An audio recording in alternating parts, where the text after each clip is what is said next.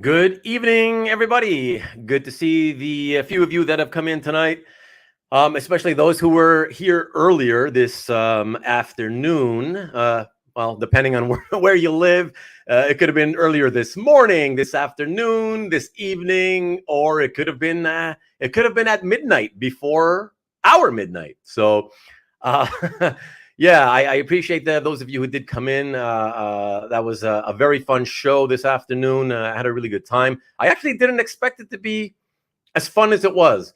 I just figured it'd be a super quick, fun showing of the art, and then that's it. Move on and say goodbye. But it was pretty lively. And once again, I have to give credit to those of you in the live chat who honestly really make these shows. As I always say, you guys are really the ones that make the shows as fun and exciting as they are. So thank you to those of you who did show up this afternoon.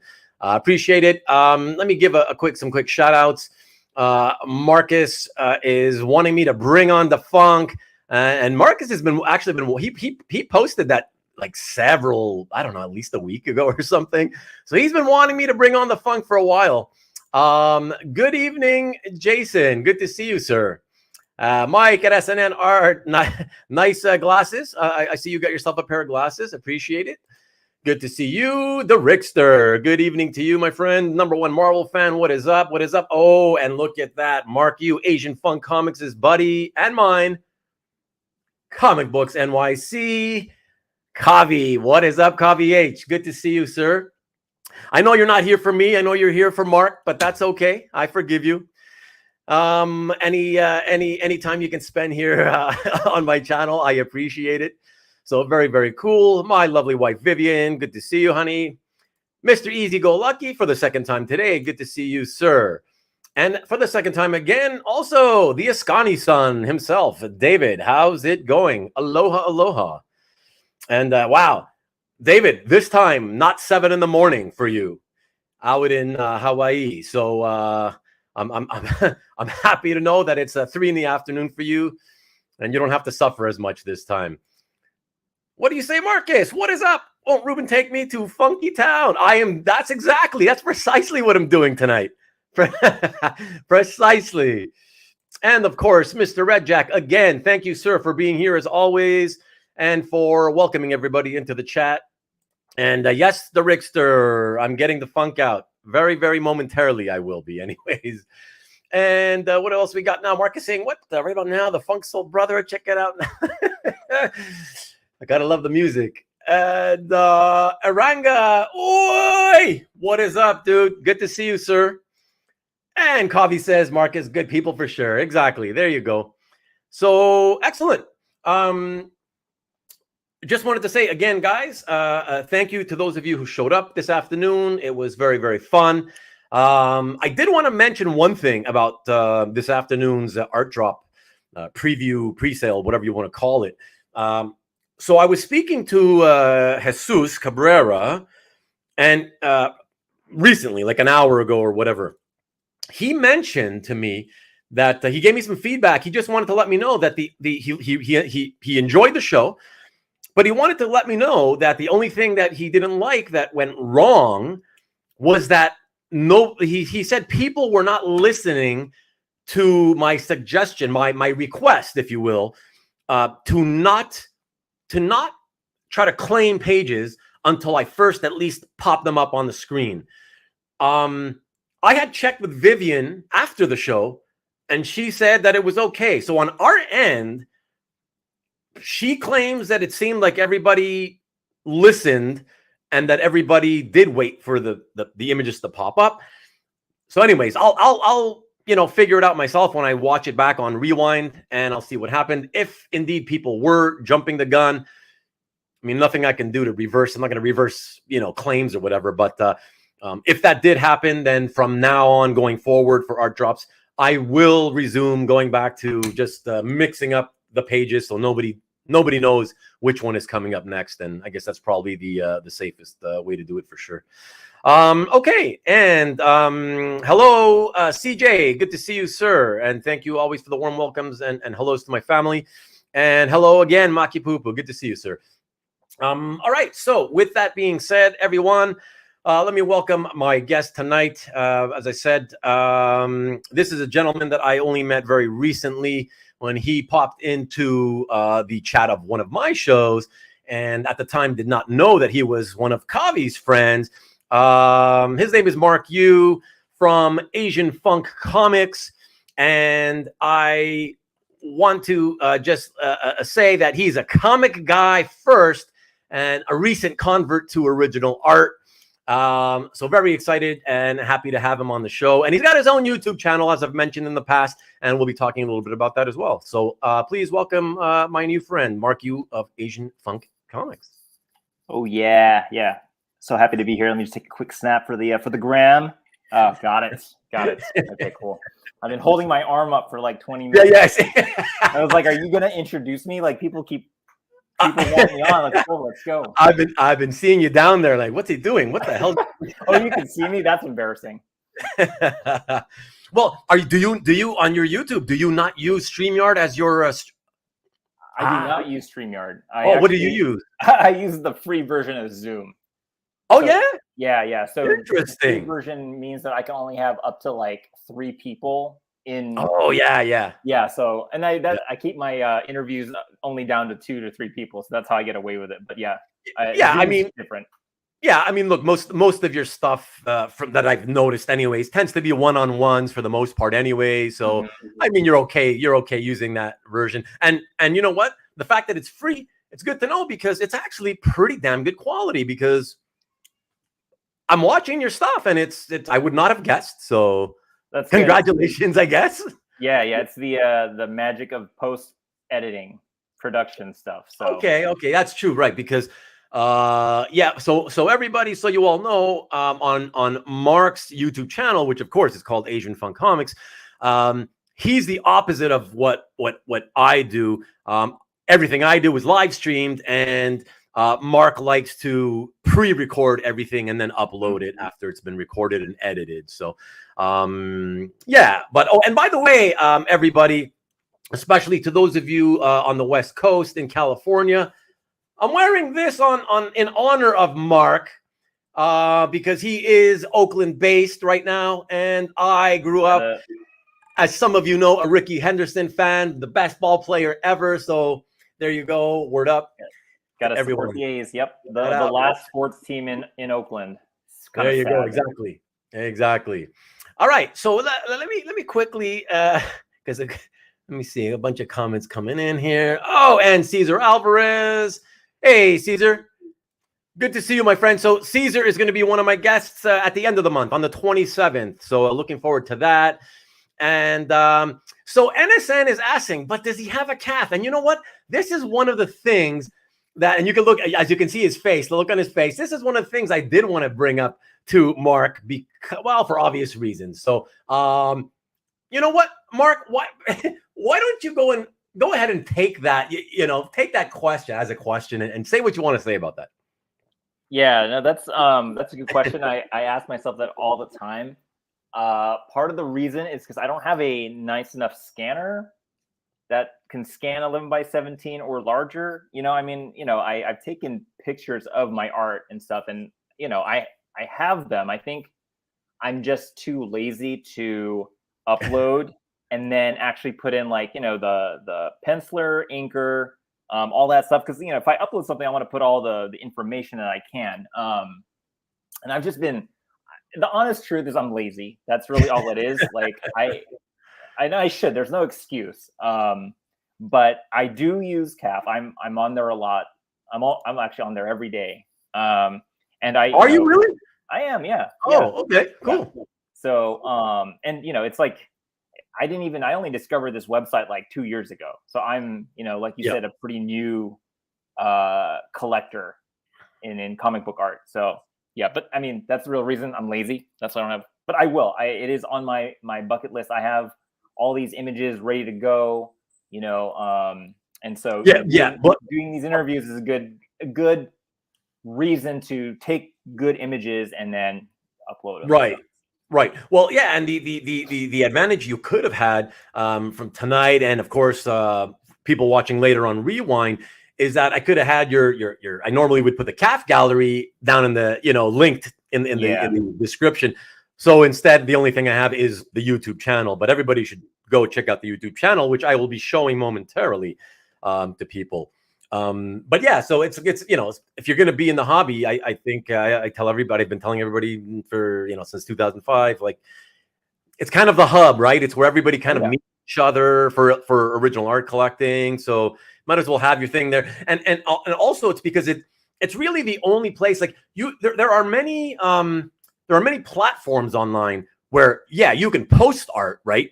But that's the only one which is kind of like what you would say, referred to as quote unquote permanent, if you will, So if you want to see, you met this guy, hey, let me take a look at what kind of art he has in his collection. The first thing you do, you go to CAF and you'd look him up and you'd probably find him, right? And okay, there's his collection. Whereas, Facebook, Instagram, whatever, like, right? It's not made for that. It's not I will say this, CAF for me, okay, is not a social platform. I actually, like you said, I use it as a point of reference. And if I want to see if someone owns a page that I want, that's usually the number one reason I go to CAF. That's like the first place I go. Like if there's an interior page or a cover or a pinup or something, a piece of art that I want, I go to CAF and I quickly look it up and see if someone owns it. If I don't see it there, that's usually a good sign, because then that means it's still out there. But that could also mean that a collector has it and just hasn't uploaded it, like me. But that's usually a good motivator to go to the next step, which is like, okay, no, it's not on CAF. So then now maybe it might be either on a representative website, or it still might be with the original artist. So that's mainly how I use it. And also, to see the new art that gets uploaded, because people always, they always want to upload what they just bought or what's for sale. So that's the other reason why I frequent it pretty daily. Okay, cool. Mr. Easy Go Lucky wants to know, I don't know if he's asking if you went to SDCC because he thinks he might have seen you there, maybe? Is that why, Mr. Easy Go Lucky? I have been to San Diego Comic-Con. I went 3 years in a row, like back in the mid 2000s, but I have not been there since like 2016. So, okay. Yeah, but I'm glad someone might have seen me. That's good. Yeah, that's pretty wild though that you haven't been there. I mean, to me, it's wild in the sense that, given that you are in California, I mean, if anybody's going to go, I figured all the comic guys in California, for sure, they're going, Yeah, that you would think that. But the problem is everybody wants to go to San Diego Comic-Con. And oh, yeah, believe me, I know why I don't go anymore. So exactly, probably the same reasons as you. That's the thing, right? Like, and say, I don't know if other, I don't know if like New York Comic-Con does this, but like, if you somehow, by some miracle, happen to go to San Diego one year, you automatically get an advantage the following year. Like you get access to like an early bird. Oh, is that right? And so you mean like on the hotels or what? No, like to get tickets. Oh, tickets. Oh, God. Exactly. Okay. So if you happen to go the prior year, you get early access to tickets for the following year. So that's how they keep you going every year. But if you don't go, then you lose the privilege. You lose that privilege. So that was really hard for me to let go, because it was so much easier. You're not competing with the masses. You're only competing with 350,000 people. Yeah. Instead of like a million people. So yeah. And Mike Maloney says hello. Do you know Mike Maloney? Met him recently. Well, via email. Oh, okay. Yeah. Okay. We both bought some art from, I think, was it Mike Berkey from Romita Man? Oh, okay. And Mike sent me his art. Oh, he switched them. And so you had to send each other your packages. Exactly. Oh, so that's hilarious. Yeah. By the way, been buying and selling art for 25 years myself, and I will admit that did happen to me once as well. So sometimes it does happen, and in Mike's defense, it was his brother that messed up. So okay, because he's a packager. That's what he says. Yeah. No, it's true. It's Mike's brother who does the packing and the shipping. So Oh, okay, I thought it was just an excuse. No. I got a brother too who messes things up. Okay, yeah. What is up, Tariq? Good to see you, sir. Good evening to you. Thanks for dropping by. And Comic Books NYC Kavi says he has an account with favorites of other collectors at least. You mean, are you talking about CAF now? Yeah. I do like a lot of people's stuff. I mean, most of them are like pages that I'll never ever own, but it's nice to pretend like you have it. Yeah. But yeah, I do like a lot of people's pages. Well, Caesar says that all his CAF images are photos. That's like I want to argue with that, Caesar. I think that can't be true. I mean, I've seen some of them certainly looked like they were scans. Maybe not your own scans, but maybe scans that you saved from whoever you bought the art from. I can't imagine yours are all photos. If they are, Caesar, I will say that you have the best looking non-scan images on CAF.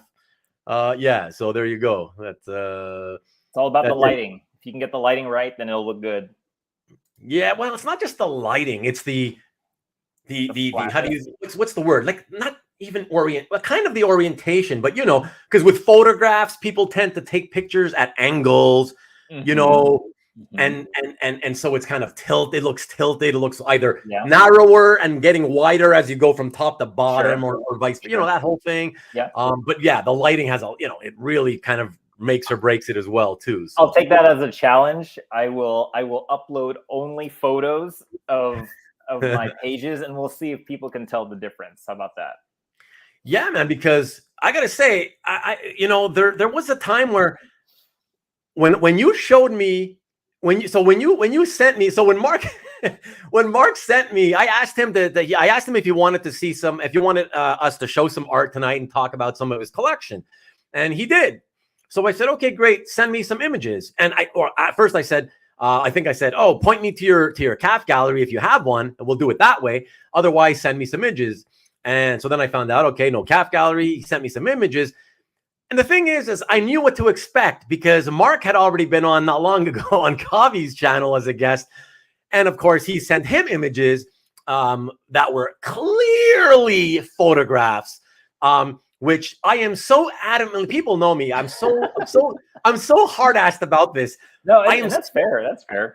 Yeah, I'm so much about like presentation is everything because it is art after all, and it's not cheap. It takes money, right? And it's like show the art the respect. Absolutely, yeah. It should be accorded. You know what I mean? And that's kind of my mentality. So there was a time, I just want you to know, there was a time where if this had happened a year ago, like, and you sent me those photos, I would have been like, oh hell no, I'm not showing this in public on my channel. Hell no. Get them scanned or you're not coming on my show, I will say I've loosened up. Yeah, and I appreciate that. I will say, it's in my defense, it's not like the pages that I collect are like, they're not 80s X-Men John Byrne pages, right? These aren't pages that are worth like tens of thousands of dollars, right? Doesn't matter though, bro. It doesn't matter. As long as they mean something to you. But I know what you're going to get. Yeah, the value. So yeah, I mean, absolutely. If you've got like a piece of history, show it the way it should be. But I mean, like, these are like, it's like, night crawlers, legs spread, and it's like Deadpool. But dude, like, but man, you can't think of it that way because I know what you're saying. You're tell me if I'm wrong, but I think what you're trying to narrow it down to is to say, well, the way in the back of your mind you sort of justify what you continue to do is, well, yeah, but I'm buying, let's say, this $150 page here, this 400 page there, this 250 page here. Do I really want to spend $300 or $400 on a scanner when I can buy another 1 or 2 pages for that money? Exactly. Right. Okay, but in response to that, look what Jason is saying. So Ruben hooked me up with a nice scanner, easy to use, not too pricey. I will say it's on eBay. It's $339, including shipping. and handles 11 by 17. And then Kavi follows it up with getting a real scanner changed the game for me, posting, sharing my art as well. Ruben broke me down, baby. That's cool. What is this? Is this a let's get AZNFUNK a scanner video interview? Hey, I've been trying to push, like, believe me, don't feel singled out. I have been pushing every collector who does not use a scanner to buy themselves, splurge, buy the damn scanner. It's so much nicer. But anyways, that's it. And that's also the reason why I haven't gotten one, is because I feel like deep down I know that once I start scanning them, I will not be able to go back. Like, I'll never go back to phone photos. It'll be scanned or nothing. So I'm trying to hold out as long as possible. Well, CJ says I agree. The scanner recommendation is very good. Marcus, lay down that book. He keeps singing. He's in he's in the mood tonight. I love all the I love all the funk puns. Yeah, the funk puns. Yeah, unless funny, you have a vendor badge or go every year. Yeah, it's inconvenient. Exactly. Yeah. I used to get vendor badges. That's why I used to go. It's not why I stopped going. It was the 2005 was my last year, and I tried in 2006, and that was the first year where they had changed the hotel system, and everybody had to go in and try to reserve online at the same time. It wasn't, the whole thing crashed, whatever. I couldn't get a room. I was like, okay, I guess I'm not going this year. I tried one more time in 2007. The same thing happened, but even worse.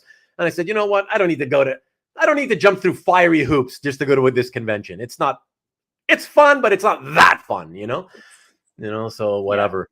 Yeah. But that's it. And there you go. Mike confirming that it was the Ramita Man mix up. And NYCC a bit more friendly the way they do ticket sales to the non. Yeah. Even that's a big show too, though, bringing people together. And hi, Tariq says hello. Of course, it's been several minutes since we did the hellos, of course. And so Caesar says, I take the photos. I would know. Okay. Well, like I said, Caesar, if they're all your photos, I'm giving you credit for being the greatest photo taker. Everybody go check out Cesar Alvarez's gallery. It's listed under Shemp's Place. Shemp, SHEMP''S space place. Okay, the place that belongs to Shemp, where he lives. Shemp's Place. Go check it out and tell me what you think, because it's pretty good for photos. So there we go. So Caesar takes consistently good photos. Mine are hit or miss. He clearly does. Comic Art Boston, good evening to you, sir. A special hi. Oh, thank you so much. And of course, Mark, excellent. Thank you, sir. Good to see you again. Kavi says, no scans. No oh, don't I know it? Oh, you'll all see later the wonderful photographs that Mark has sent me. We'll let the comments be the judge. Yeah, exactly. No, I'll leave it to everybody else. No problem, Comic Art Boston. You stay as long as you can and leave when you have to. No worries. I appreciate it. So much. And Marcus says, so I got up and strolled over to the other side of the Kent. Okay, here we go. I asked the guy, why are you so fly? Said funky picture taker. The funky Cole Medina. All right. Good evening. Hello. Everybody saying hello. Send stick figure drawings. Oh my God, there's a ton of them. Ruben, you're becoming a softie in your old age. That was from my earlier comment. Thank you, sir. I am getting old, so maybe getting soft too. David, don't ever apologize, man. Like I said, I'm always just happy to have anybody come in whenever you can. If you can make it, you can make it. If you can't, you can't. This isn't life or death. Family, work, all that stuff is more important. But if you can make it, for sure, I'm happy to have you. So good morning to you all the way over in Australia. Good to see you, man. Oh, wow. And Gil, good evening, sir. Thank God I got a piece of history before it became a popular thing. Okay, and are you really late? Okay, hello, Gil. Doesn't matter. I have no. Oh, you have no 5-figure pieces. You're the preacher guy. Your collection must be worth a mint just because of the preacher thing. Come on. Let me see. Comic Art Boston says that I break everyone down.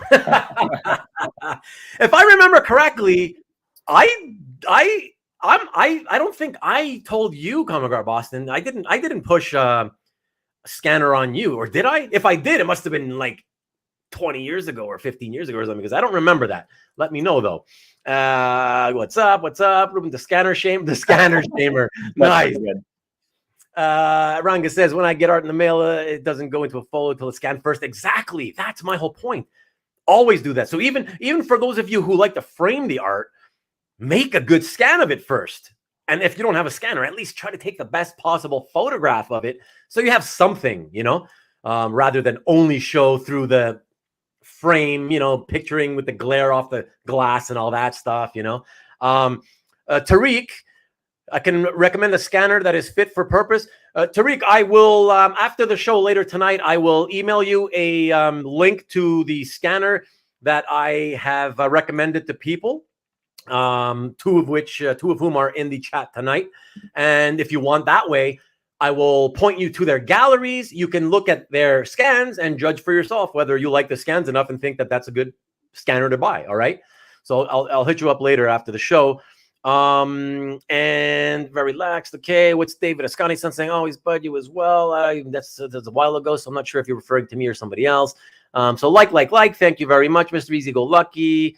Okay. And Tariq, Jason Ladwig is telling you the name of it right there. So if you just copy and paste that into eBay, you'll find the listing probably that I will send you, but I'll send it to you anyways, just in case.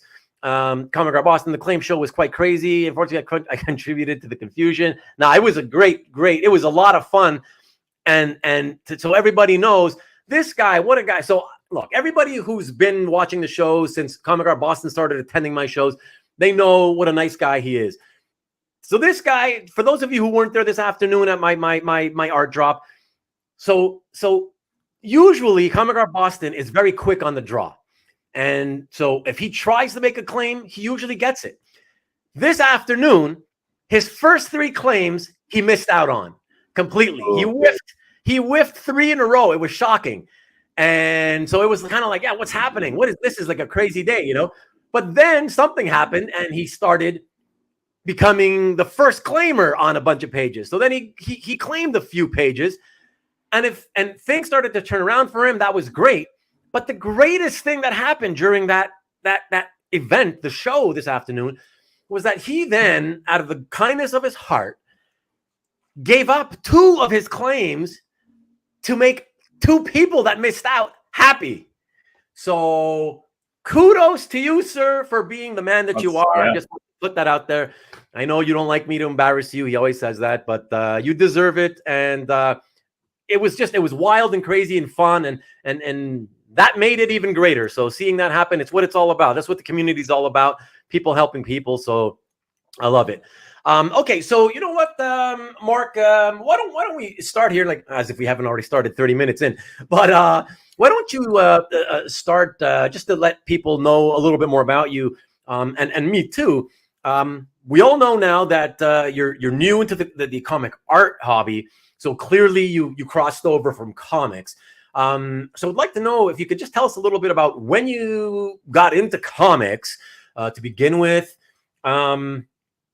What on what level you still are involved, to what degree you were involved in comics, and then how that led to you discovering original art and making you decide, hey, I'm going to buy that first piece. Mm-hmm.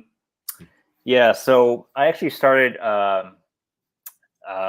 with trading cards. That was like my first introduction to Marvel stuff, was trading cards. And then, so you mean like superhero trading cards? Yeah. So like the Joe Jusko 92 Marvel Masterpieces, and then from there I was just like, oh man, these are great, these are cool. And then you're like, where do these characters come from? And you're like, oh, they're from these comic books. So then that was a bridge to comics. And can I ask you though, because this is fascinating to me, because I mean, most people I know, everybody I know really, they started collecting the Joe Jusko card set from 92 because they had them at whatever comic shop they were already frequenting. right? So Uh-huh. for you, you're the opposite. How did you find the cards and only then discover, oh, these are from comics? Yeah, so these cards were in a hobby shop, but like not your traditional it wasn't a comic shop. It was like they sold like cigars and like magic thing. Like it was like a weird Cigars. mishmash store. Yeah, so it was like a magic shop slash cigar shop slash cards. And so, but they put the Marvel cards right by the register.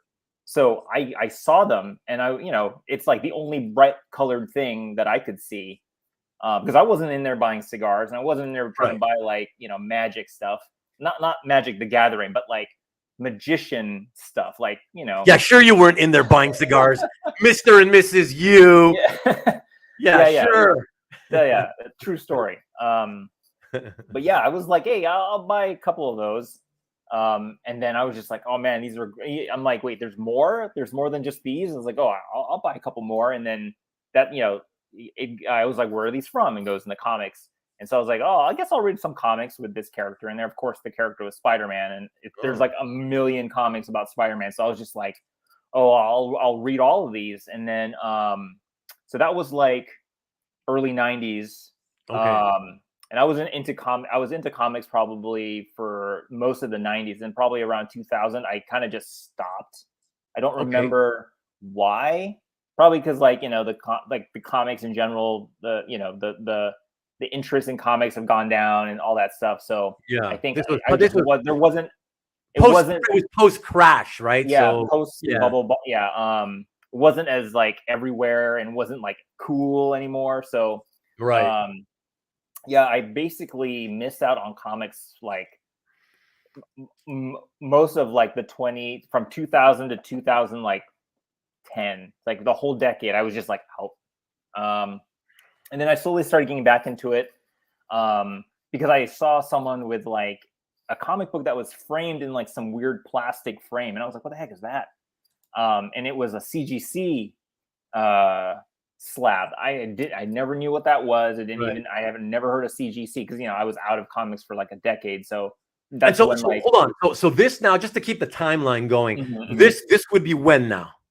Like 2011 or something like that. Oh, when you're discovering the CGC slab for the first time. Yeah. Okay. That's when I first saw. I was like, what the heck is that? And where? Online?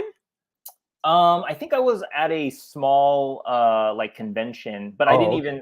We went to a convention because like there was like some celebrity that was going to be there, and they happened to have comics there too. So I wasn't there for comics; I was there for like a celebrity. I told you he'd be embarrassed. I know. He's like, please stop. Please stop. But yeah. So then I was like, oh, I'll look into what are these slabs, and then it's like, that's cool. Like I would like to have one comic book because I didn't have anything framed. I didn't think framing a comic book was a thing. I never treated it as art. I treated it as like something you read and then you toss, right? Yeah. So disposable entertainment. Exactly. Yeah. So, and I never even thought that like a comic would have value. Like that never even crossed my mind.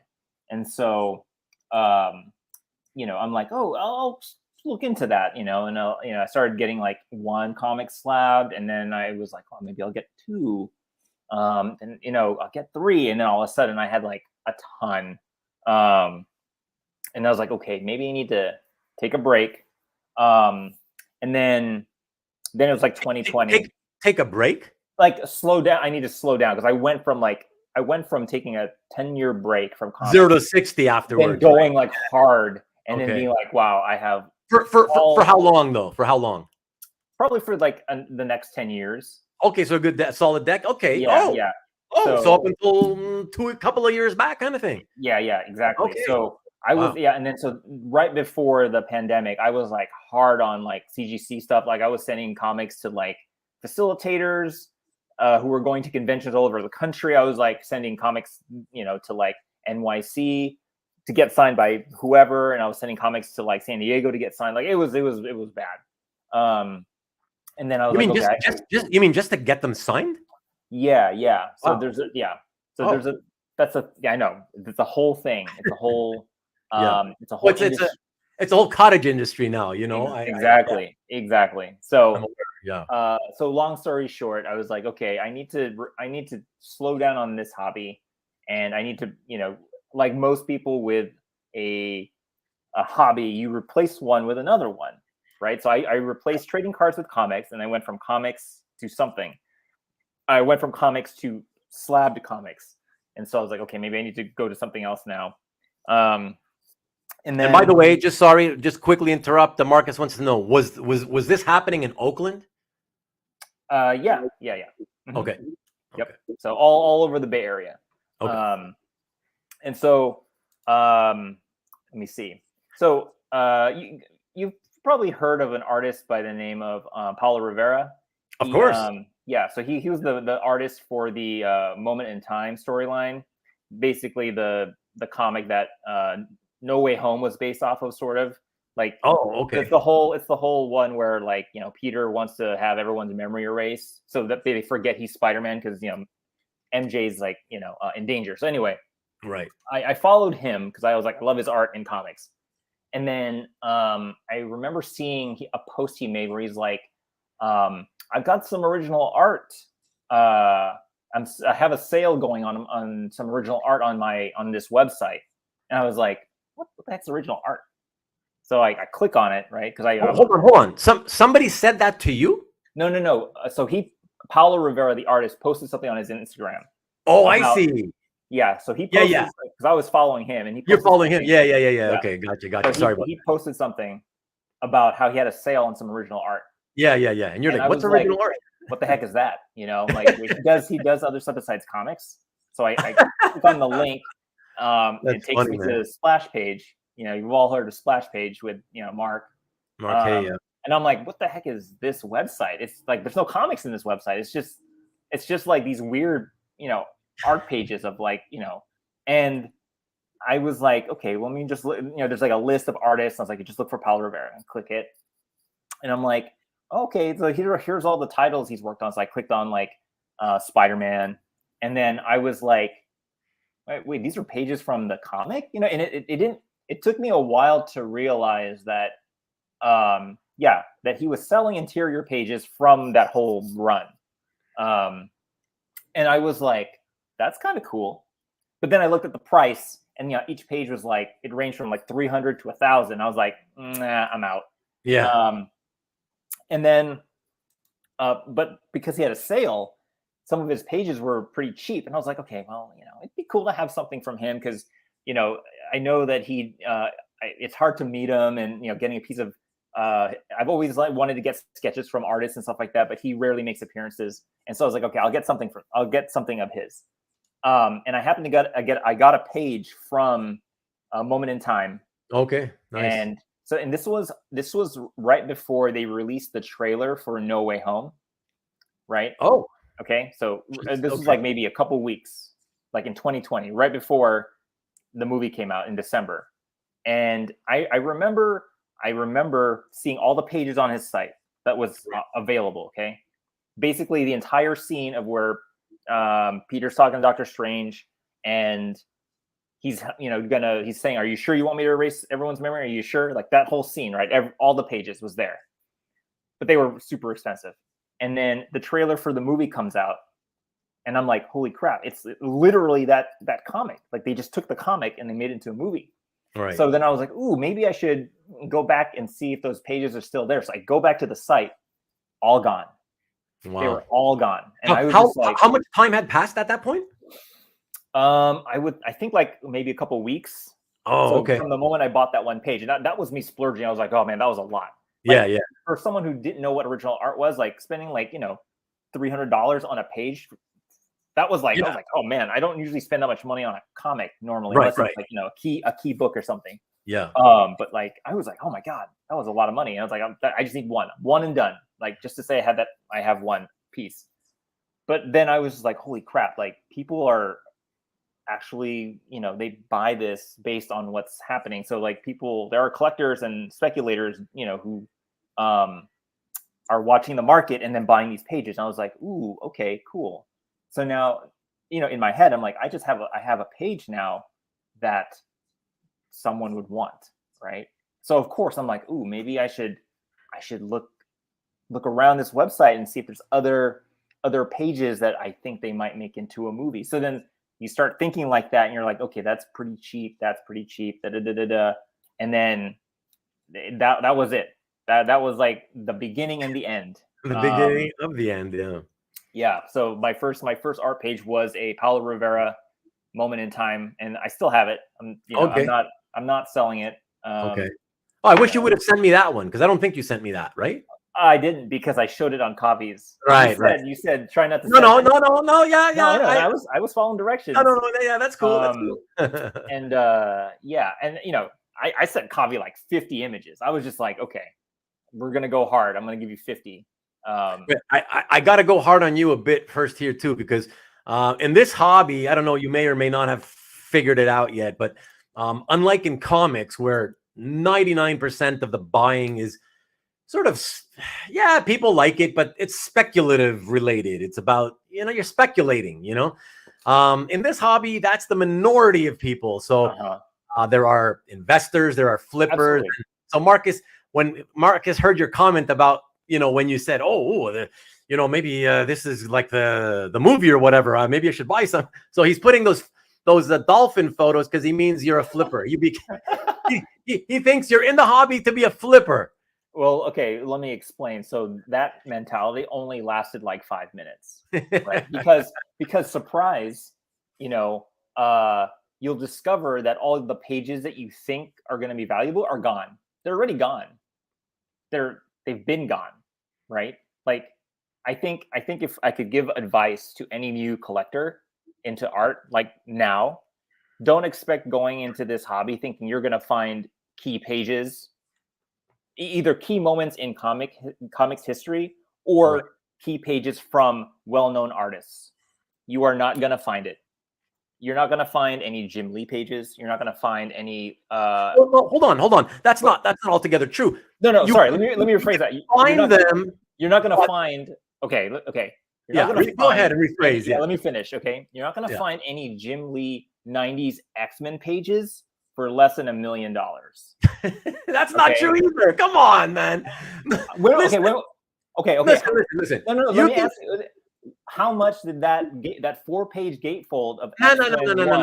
How much did that sell for? How much did that sell for? No. You cannot say. You cannot make a statement. You cannot make a statement that a blanket statement that you cannot find Jim Lee 90s X-Men pages for less than millions of dollars, and then only go and use the one example, the one exception to the rule. Come on, listen, you can find the stuff. It comes out at auction very frequently, and it's just that it's expensive, but it's not millions, dude. No. 10, I'll give you tens of thousands. If you said that, I'd say, yeah, you're right. That, unless you can afford tens of thousands, you can't really get in, right? I will say this. I think I would have agreed with you before that Secret Wars page sold for like $3 million. Because remember, did you know? No, I know about that. Yeah. But what does that have to do with Jim Lee? Yeah. No. So I'm just saying, like, the hobby in general, I feel like before that page sold for that much money, I think the chances of you finding a really a 90s X-Men Jim Lee page was probably a little higher. But I feel like after that point, so many more people now are in this hobby that are like flippers and speculators, like tons of them now. You can't. It's like impossible. I'm just saying, like, don't come into this hobby thinking you're gonna find those kinds of pages. It's not gonna happen. Like I said, you like Marcus is saying on the comment that I just popped up, you can find them. And in fact, Jim Lee at the next Heritage auction is putting out a bunch of his pages, some of them which are from X-Men. But you can, like I said, but what's your budget? What's your budget? Because that's my point, dude. That's my point, is that I just want to make a point that, like, I don't want other potentially new comic art collectors. They might come across this episode, right? And they start watching it and they hear you saying, unfortunately, Jim Lee, if you like Jim Lee X-Men from the 90s, you can't get any pages from that unless it's millions of dollars. And that's not true at all. And that's why I'm saying they cost into the tens of thousands. Yes, which is still really expensive for most people, but it's not millions. No, You know what no. I mean? Yeah, right. Okay, but I'm just saying, Yeah. like, It's definitely out of the budget of a lot of the majority of people. for Let's say 99% of collectors, right? And I'm not talking about like celebrities and stuff like that. I'm just saying for most of us, I'm just saying don't expect you're gonna come in and find you're not gonna if you find them, you can't afford them. Like it's just not gonna happen. for most people, that's true. Yeah, I just want to make it a point that to clear that it's not. You don't need millions, but you likely need tens of thousands for decent. You will need a lot of money. You Yes. will need, and I will say also this hobby is it can get expensive really quickly. So also expect to pace yourself if you want to keep collecting long term. And this is coming from somebody who doesn't have lots of budget for art, right? Like the only way I'm still in this hobby is because excuse me, is because my low tier is like, less than $500. That's like my budget. You put do you have a self-imposed number where I don't want to spend more than X amount on any given page? I try to. So with most interior pages, I try to stay under 500. Oh, right? okay. Like cool. I will sometimes pull the trigger on like if it's like every panel has Wolverine like tearing up people, right? I'll be like, okay, I could go over 500 for that. Right. Yeah, that's the exceptions. There's exceptions. Yeah, of course. But for majority, I'm like, okay, it's too much. Like, yeah, there's one cool panel of like Silver Surfer, looking badass, but like, I'm not gonna go 1,000 for it. No, I get you. But for covers, like I always feel like the average is like $1,000, easy. Like because it's a cover. Like you're actually low on that. Oh no, but see that's the thing, right? Like there are tons of covers, but like it's not gonna be Wolverine looking. Oh no, I get you. It's gonna be like, it's gonna be like who let me think, like I can't even name any character because they're all popular now. But like you can find covers of like the Daughters of what is it called? The Daughters of the Dragons. The Dragon? So, yeah. So these are like Iron Fist. These are like C-class Iron Fist characters. So like characters like that, you can find covers for like 1,000. Oh no, yeah, exactly, yeah. So, but for me, like, if I'm gonna buy a cover, that's usually my budget, and which is good because most of the time it's over that, and I'm just like, okay, I'm out. So that's the only reason why I'm, able to continue to be in this hobby is because of those budget. That's a good thing because we've had this discussion over and over and over. It's always an interesting discussion. The whole, the never-ending price rises of comic art, whatever, and a lot of people, unfortunately, do get priced out. But we've made the point over the years to say that the people that get priced out, though, tend to be like completely priced out where they leave the hobby. It's people that sort of have narrower interests in what they want to collect. And so once they get priced out of what they want to collect at that moment, rather than sort of say, okay, what else can I collect? What other characters do I like? What other artists do I like? And maybe I'll go into slightly more modern art rather than from the era that I'm usually buying from, You keep moving the goalposts, in other words. And that's what I've done pretty much for 25 years. Otherwise, I would have been out 25 years ago, So it's a good thing that you have your own way of being able to stay in and keep affording it by putting these self-imposed limitations on yourself, So I think that you have to do something because, you can easily. I mean, one page could be your entire budget for a year, like right, like it could, and that would be it. You're done, like, and that's okay for some people, but for me, like I like to have like a consistent, you want to consistently add, but that's just how I collect. That's what feeds the beast. But you're right. I think if you are into a particular character and like, of course, if you like Spider-Man, right? There are tons of Spider-Man pages, but not all of them are they're not all ones you want. Right.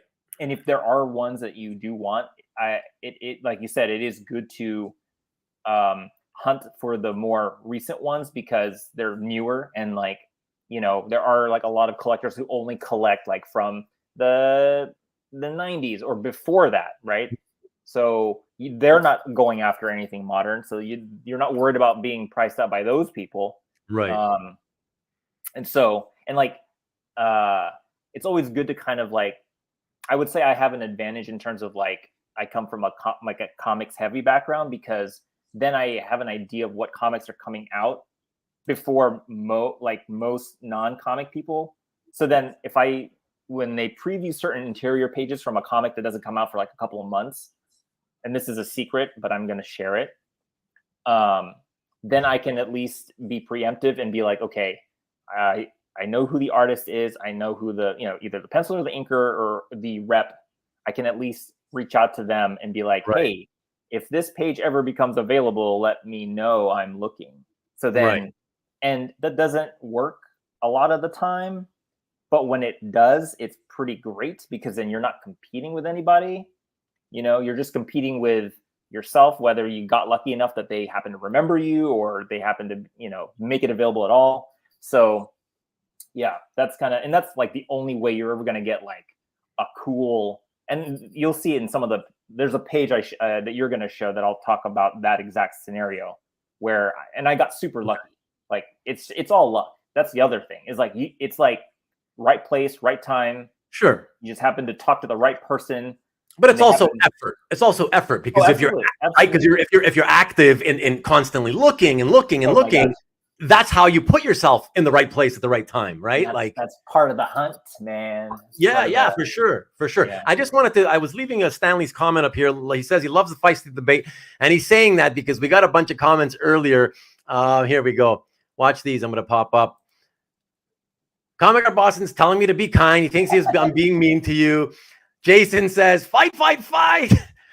And CJ says, oh no, it's Ruben Springer. Look, you are guys. Not the father, right? That's what's that? No, it's not. Oh, the father. You're not the father. You are not the father. Yeah. That was Springer, right? No, that was the other guy, Maury Povich. That's right. Okay. Yes. You are the father. That's right. But no, listen, guys, you guys should know by now. Like, it's been a few months I've been doing the show. I'm nice. We're being nice. It's just when somebody says something that I know is patent, if it's a statement that is I think is patently wrong or untrue, and I don't want misinformation to spread, I will call that person out and let's discuss it. It's a discussion. I'm not angry with Mark, or he's not. I'm sure he's not pissed with me. So no, you know. And it's okay to disagree. Like, it is that too. Okay. That is that too, exactly. So there was a couple of comments here. Hold on. So you can still, okay. So there could be dealers. Hold on. Comic Art Boston. What are you saying here? I also collect excellent modern artwork, which is very affordable. Exactly. And just so you know, Mark, Comic Art Boston, when he first began, he was primarily a Silver Age and Bronze Age type collector. And then over time, even he felt he needed to sort of, oh my gosh, this is getting expensive. And he broadened his interests and started buying, more and more recent artwork, more contemporary stuff, and familiarizing himself with modern guys who he wasn't never familiar with before, and that's a way to do it for sure, and the Kavi tells us managing your expectations based on what you can afford is basically what Mark is getting at, of course, which is an untrue. No, of course, that's what I'm saying. If you can put self-imposed limits like you do, the trick, of course, is can you stick to those? Okay. Right? That's the thing, right? Yeah. Without, I'm not saying it. We all have exceptions. We all have exceptions. 100% of the time, but for most of the time, yeah, it's a good gut check for sure. Oh, no. Yeah. That's it. Noah Perkins is not millions. Exactly. There's tons of great modern artists that you can afford, that most people can't afford. And like I said, especially in Mark's budget of, 500 and lower, you can do that and still come away with fun collection, So and a Sometimes collection it's a that challenge, right? It's a challenge to find it's something absolutely a challenge. that is, yeah. Yeah, exactly, because it is tough. So absolutely, yeah. Most collectors stick to comics. You mean speculators and investors? I think is what you mean. 99% probably. Maki poo poo. I think that's what you meant, right? And Mikhail says Aranga can do very cost-effective recreations. That is true too. Check them out. Check out Aranga. I can't. Hold on. I can't. I'm just gonna say right now, I cannot get into recreations. I cannot open that door. So that's all I'm saying. _Vitruvian_fan on Instagram. And Carl in Hawaii says, I got a McFarlane MJ in a bikini from ASM 305 for about $4,000. $4,000 in comic keys about 7 years ago.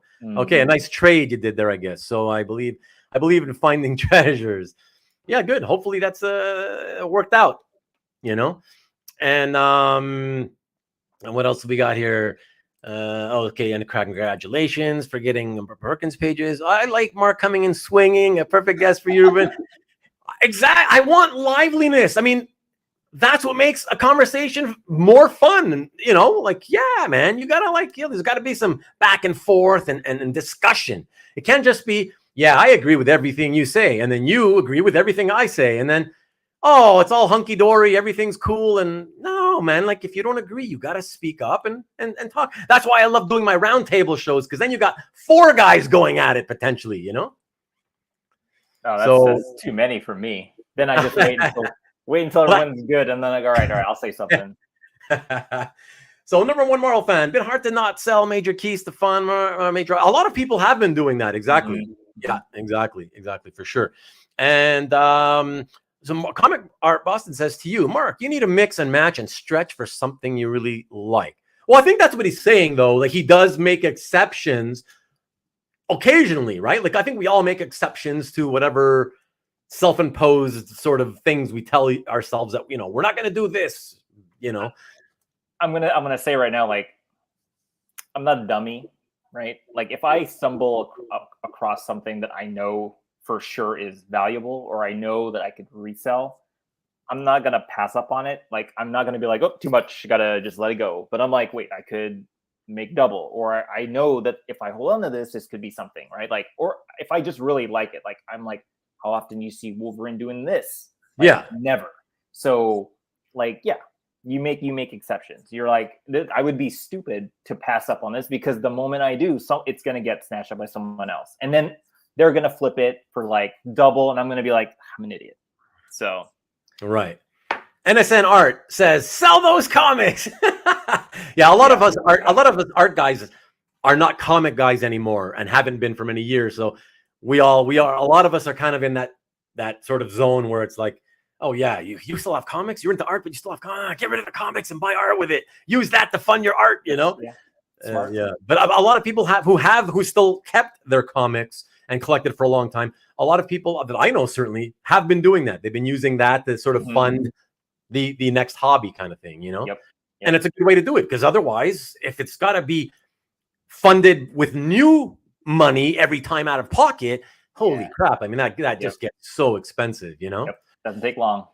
No, that's exactly it. And number one Marvel fan says also, save up for now and get maybe 2 pieces a year. You can also do DoorDash for extra money. I don't know if I'd recommend that, but you know, you can go out and mow lawns and shovel snow in the winter also, you know, for some extra cash. Marcus wants to know though, Mark, would you buy a Jesco trading card art for more than your budget? Like an original from that card set? I mean, it depends how far. I mean, yes, I would, but then I'm like, okay, well, what's my new budget? Because, well, wouldn't that just be an exception though? Like, let's say I don't know what those originals cost. It depends on the character, right? But it could be anywhere from probably $3,000 to $7,000 or $8,000 or whatever. Yeah. But let's say you stretched and you got one, and I don't know, whatever. Let's say it cost you 5 or 6 or whatever. It would have to be a character that I really like. Yeah. Then yes, I would probably do it. Only because, you know, now it's like they're either all locked up or they're they're like priced out of most people's price ranges. But yeah, if I had the opportunity to buy one, absolutely. Okay, but I mean, to what you were saying, I don't think that changes your philosophy anyway in any way, right? Though, no. So you stretch, you do it, you get it, but then it's life as usual. You know, after that purchase, you're back to your standard. It's not like it's not like. Oh, now I'm a 5,000 per piece collector. Exactly. Right. Exactly. It's not like once you jump off that, you're like, oh, I'm only after like $5,000 to $10,000. Right. That's not how that works. Right. That's a really fast way to get in trouble.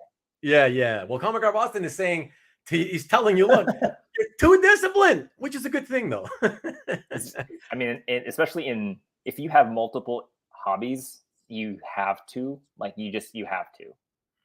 Because and Mr. Red Jack says, kind of like to your point earlier, you can get a nice cover for under 1,000 if you don't mind having Betty and Veronica on it. That's funny. Yeah, but no, that's what it is. But no, I think you've got the, you're new to this. It's a great way to start for sure. Otherwise you can get blown out so fast and sort of lose, you can make a mistake and then suddenly it makes you sort of lose the love for it or the passion that you've accrued so far. And next thing you know, this is the latest hobby that you've now sloughed off onto the side and now you're looking for the next one kind of thing. You know what I mean? Mm-hmm. So that's it. Okay. So before I ask you my next question, I just want to quickly see, I saw something I wanted to put up, but comments are going quick, so hold on. Let me just see them. So I like to go to the artist's house and knock on the door and ask if they, hopefully you're joking about that, because let me tell you, the artists do not like that. I need more and more for job. I've missed so much by hours. Collecting is a lot of disappointment. Yeah, it's a challenge, man, for sure. And stalking can pay off, Jason says. Stalking can pay off, I guess. Yeah, I don't know.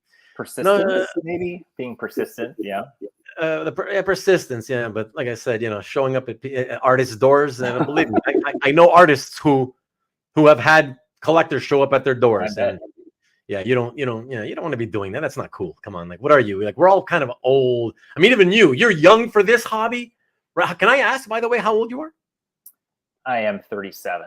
Nice. Okay. Yeah. So exactly. So you're on the younger end of people in this hobby, and yet even you are way too old to suddenly be showing up like some geek loser. Knock, knock, knock, knock. Hi, Mr. Whatever. Like, do you have any art for sale? Like, come on, man, dude. Seriously. That's what conventions are for, right? That's where you can actually, Exactly. Yeah.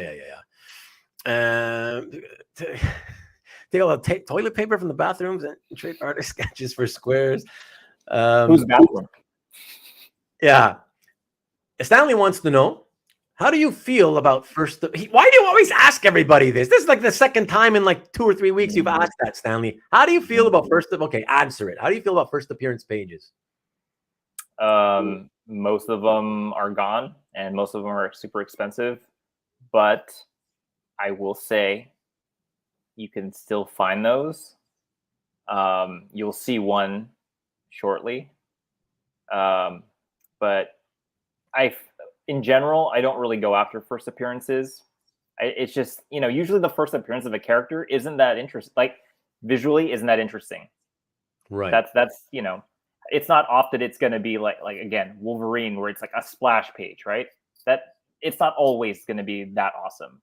And some people are happy with just having the first appearance being like this big, and that's fine too. But for me, I'm not really after those. I think, I'm more after pages that like are like more silly, either silly or like showcase a character doing something they normally aren't doing. Like you don't see them do very often. I think that's more of those are the kinds of pages I go after. And I'm more interested in that than like their first appearance. So, I mean, of course, if I happen to find one, that would be an exception if it's a character I like. But yeah, not really interested. Yeah. Okay. And yeah, so somebody was asking how big. Yeah, CJ asking how big is the card art. CJ, it depends if it's painted or black and white. Depends on the artist, but for the most part, without having to mention inches, I mean, if you can see what I'm doing here, yeah, it could be 5 inches tall, 6 inches tall, sometimes 4 inches, sometimes 8 inches. But they're typically, I don't know, 2 to 4 inches wide. I mean, yeah, they're fairly small. So ME Comics, he'd like to add a painted piece to the collection sometime soon. They're out there. You got to have the money, but they're not. You can get painted stuff that's not that expensive. Sometimes even cheaper than black and white art. So it just depends. It really doesn't really matter that it's painted. That doesn't really affect the price or value so much as it's like anything else in original art. It's the content, number one.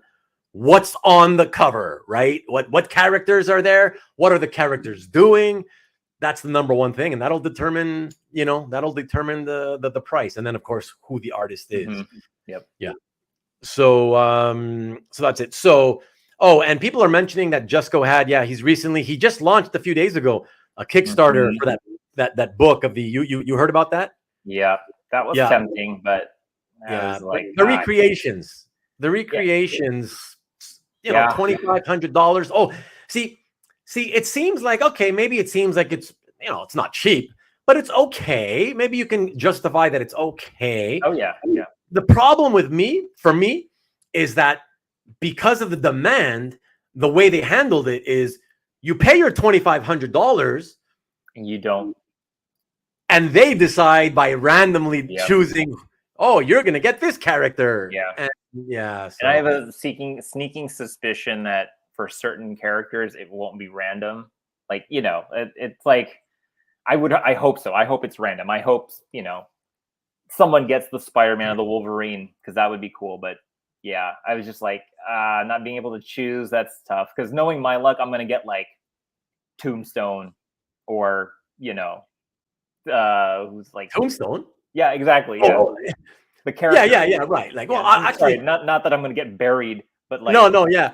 I would, what? And that's the crazy thing, is that for me, I'm thinking, shit, Tombstone. I could think of a lot worse characters I could get stuck with than Tombstone. Sure. I know, but you know what I'm saying. Yeah, absolutely. Yeah, I know what you mean. Rick, 6x8 on average. Yeah, that's a good average, roughly, for those painted card art pieces. So the Ascani son wants to know, Mark, who's your favorite character? I have a feeling I know, because you've mentioned him many times already. So it's Morph. I'm a fan of shifting characters. But What? you were probably thinking Mystique, right? You were thinking No. Who are you thinking? Wolverine. I mean, I like him, but I was just using it as an example. Oh. I'm just using an example because most people, okay. If I say Morph, some people are gonna be like Morph. But if I say Wolverine, everyone's gonna be like, oh, Wolverine. But yeah, no. Okay. Yeah. So it is Morph? It is Morph. So, Morph. Yeah. Wow. Yeah. Wild. That's pretty cool. I don't know if Morph. I don't know if Ascani-san even knows who the hell Morph is. Good. Stay away from those pages. Those are mine. Let me see what else. What's Carl? What are you saying here? You Katie Keene collector. You get me the Splash to ROM 1 by Sal Buscema. That's the first appearance I'd kill for.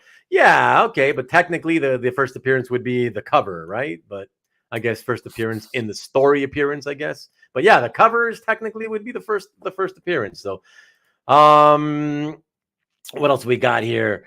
Still at Jesco. Let's see. They're talking about the card art. David says David does know him. Morph, very cool. It is. It's cool because how many people are you going to meet in the comics hobby that is going to say the same thing as you? Like, oh, Morph's my favorite character. I'm and Mike afraid of meeting them, because then I'm like, oh, there's more of you out there than I thought. And NSN Art says to you, Morph pages and covers should be cheap. Well, I don't think there are any Morph covers, but I guess page appearances. Yeah, so there's a couple of versions of Morph. Like the Morph that I like is the iteration from the cartoon show, from X-Men the animated series. So the animated series, yeah. Yeah. So and I happen to own the first comic book appearance of that version of Morph, as I should, by some miracle. But yeah, there is the 90s version, or sorry, the comic book early 2000s version of Morph, where he has like basically like a white bald head, and I'm not as big of a fan as that version, but I do still like that version of Morph anyway. Like, and there's a page that you'll see that of him doing cool stuff. But Okay, yeah. cool. Good night to you, Comic Garb Boston. Thank you, sir. Thank you so much as always. I appreciate you. Have a great day.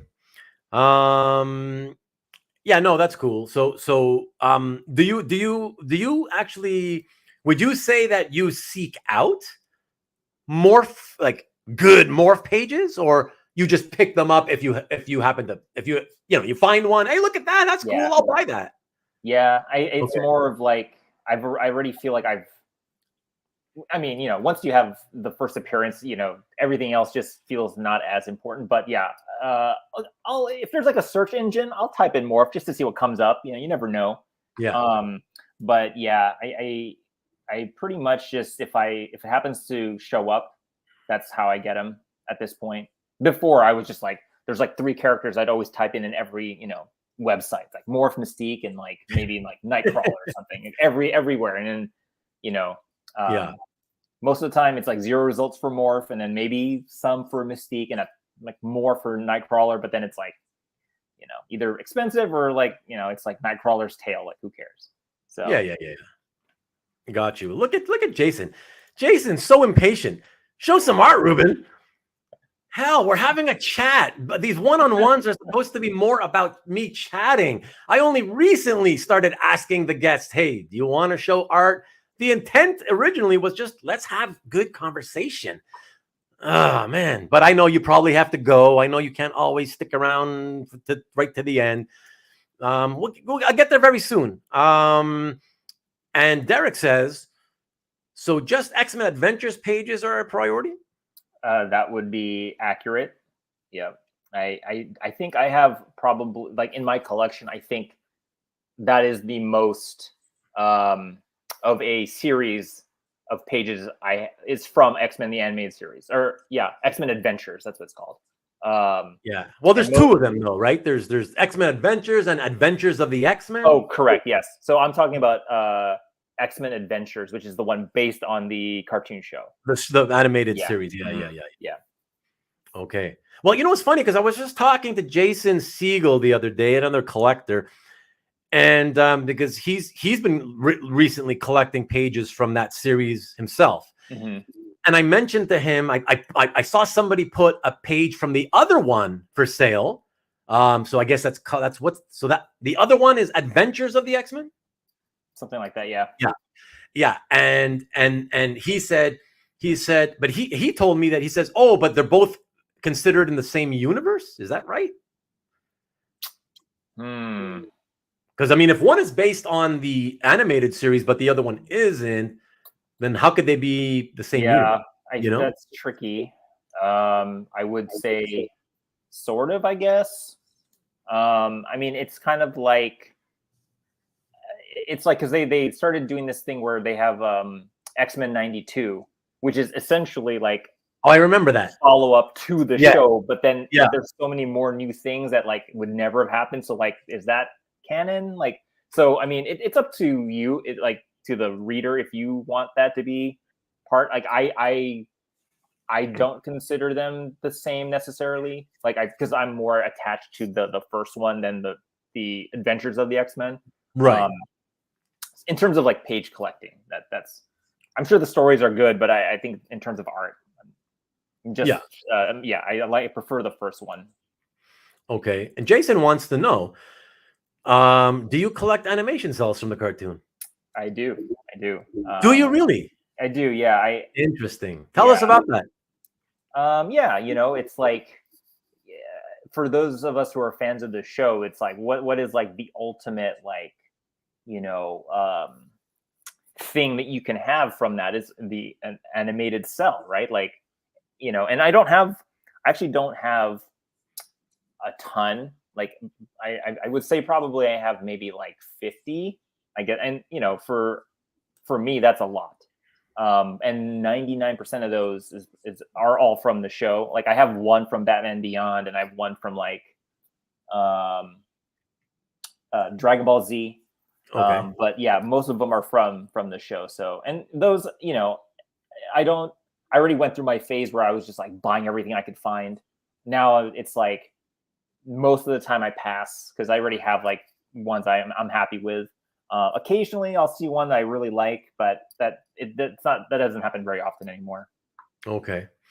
James Dornoff on CAF has a sweet collection of X-Men cells. Yeah. He's got good ones. And there was a comment here that was kind of funny. Where is it? Oh, so NSN Art wants to know if they are shape-shifting, does Mark collect them in other form shapes? See, the funny thing about that is, right? If you love Morph because of his power, then you can technically buy pieces featuring any character and just say that could be Morph. That is very true. Very true. I think he's being facetious by no, but that is an interesting question because like in the case of like Mystique, right? Her first appearance, she wasn't in her normal, she was as someone else. So like does that count as the first appearance? Like, and would you care? But yeah, no, it's a legitimate question. A serious question, actually, he says. Yeah. It's a serious question. Okay. Yeah, I think for me, if there is a speech bubble that says that she is Mystique or he is Morph, right? Then, yeah, I'm okay with that. Right, because then that's the only way you really know when you look at exactly right. Or there has to be some kind of shifting, right? You have to show that they are changing form in some way. Otherwise, yeah, you're right. Then you could have any page and be like, oh, that's Morph, but you don't know because and it's like, okay. So right, gotcha. Okay, cool. Okay, so I just want to ask you, since you're my guest, would you prefer that we go into the art first and then have me show everybody your YouTube channel, or would you like to do the YouTube thing and then finish off with the going with artwork kind of thing? Ooh. Let's do art, just because I know people are thirsty, okay. And I know I would want to see the art too. So okay, that sounds good. Okay, and I just want to know, just so I'm absolutely clear, when you bought your first piece, when was it exactly? Like I'm trying to figure out how many months, if you will, have you been an actual collector now? So 18 or 24 or wait, what? What? Like 18 months, 24 months? Are you like how long since you bought your first piece, I guess? Yeah, I would say I probably just crossed my 2-year mark at this point. So okay, just 2 years, but yeah.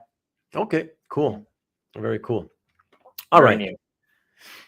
And just letting everybody know some facts here. Marcus wants us to know that Morph in the comics is actually known as Mimic.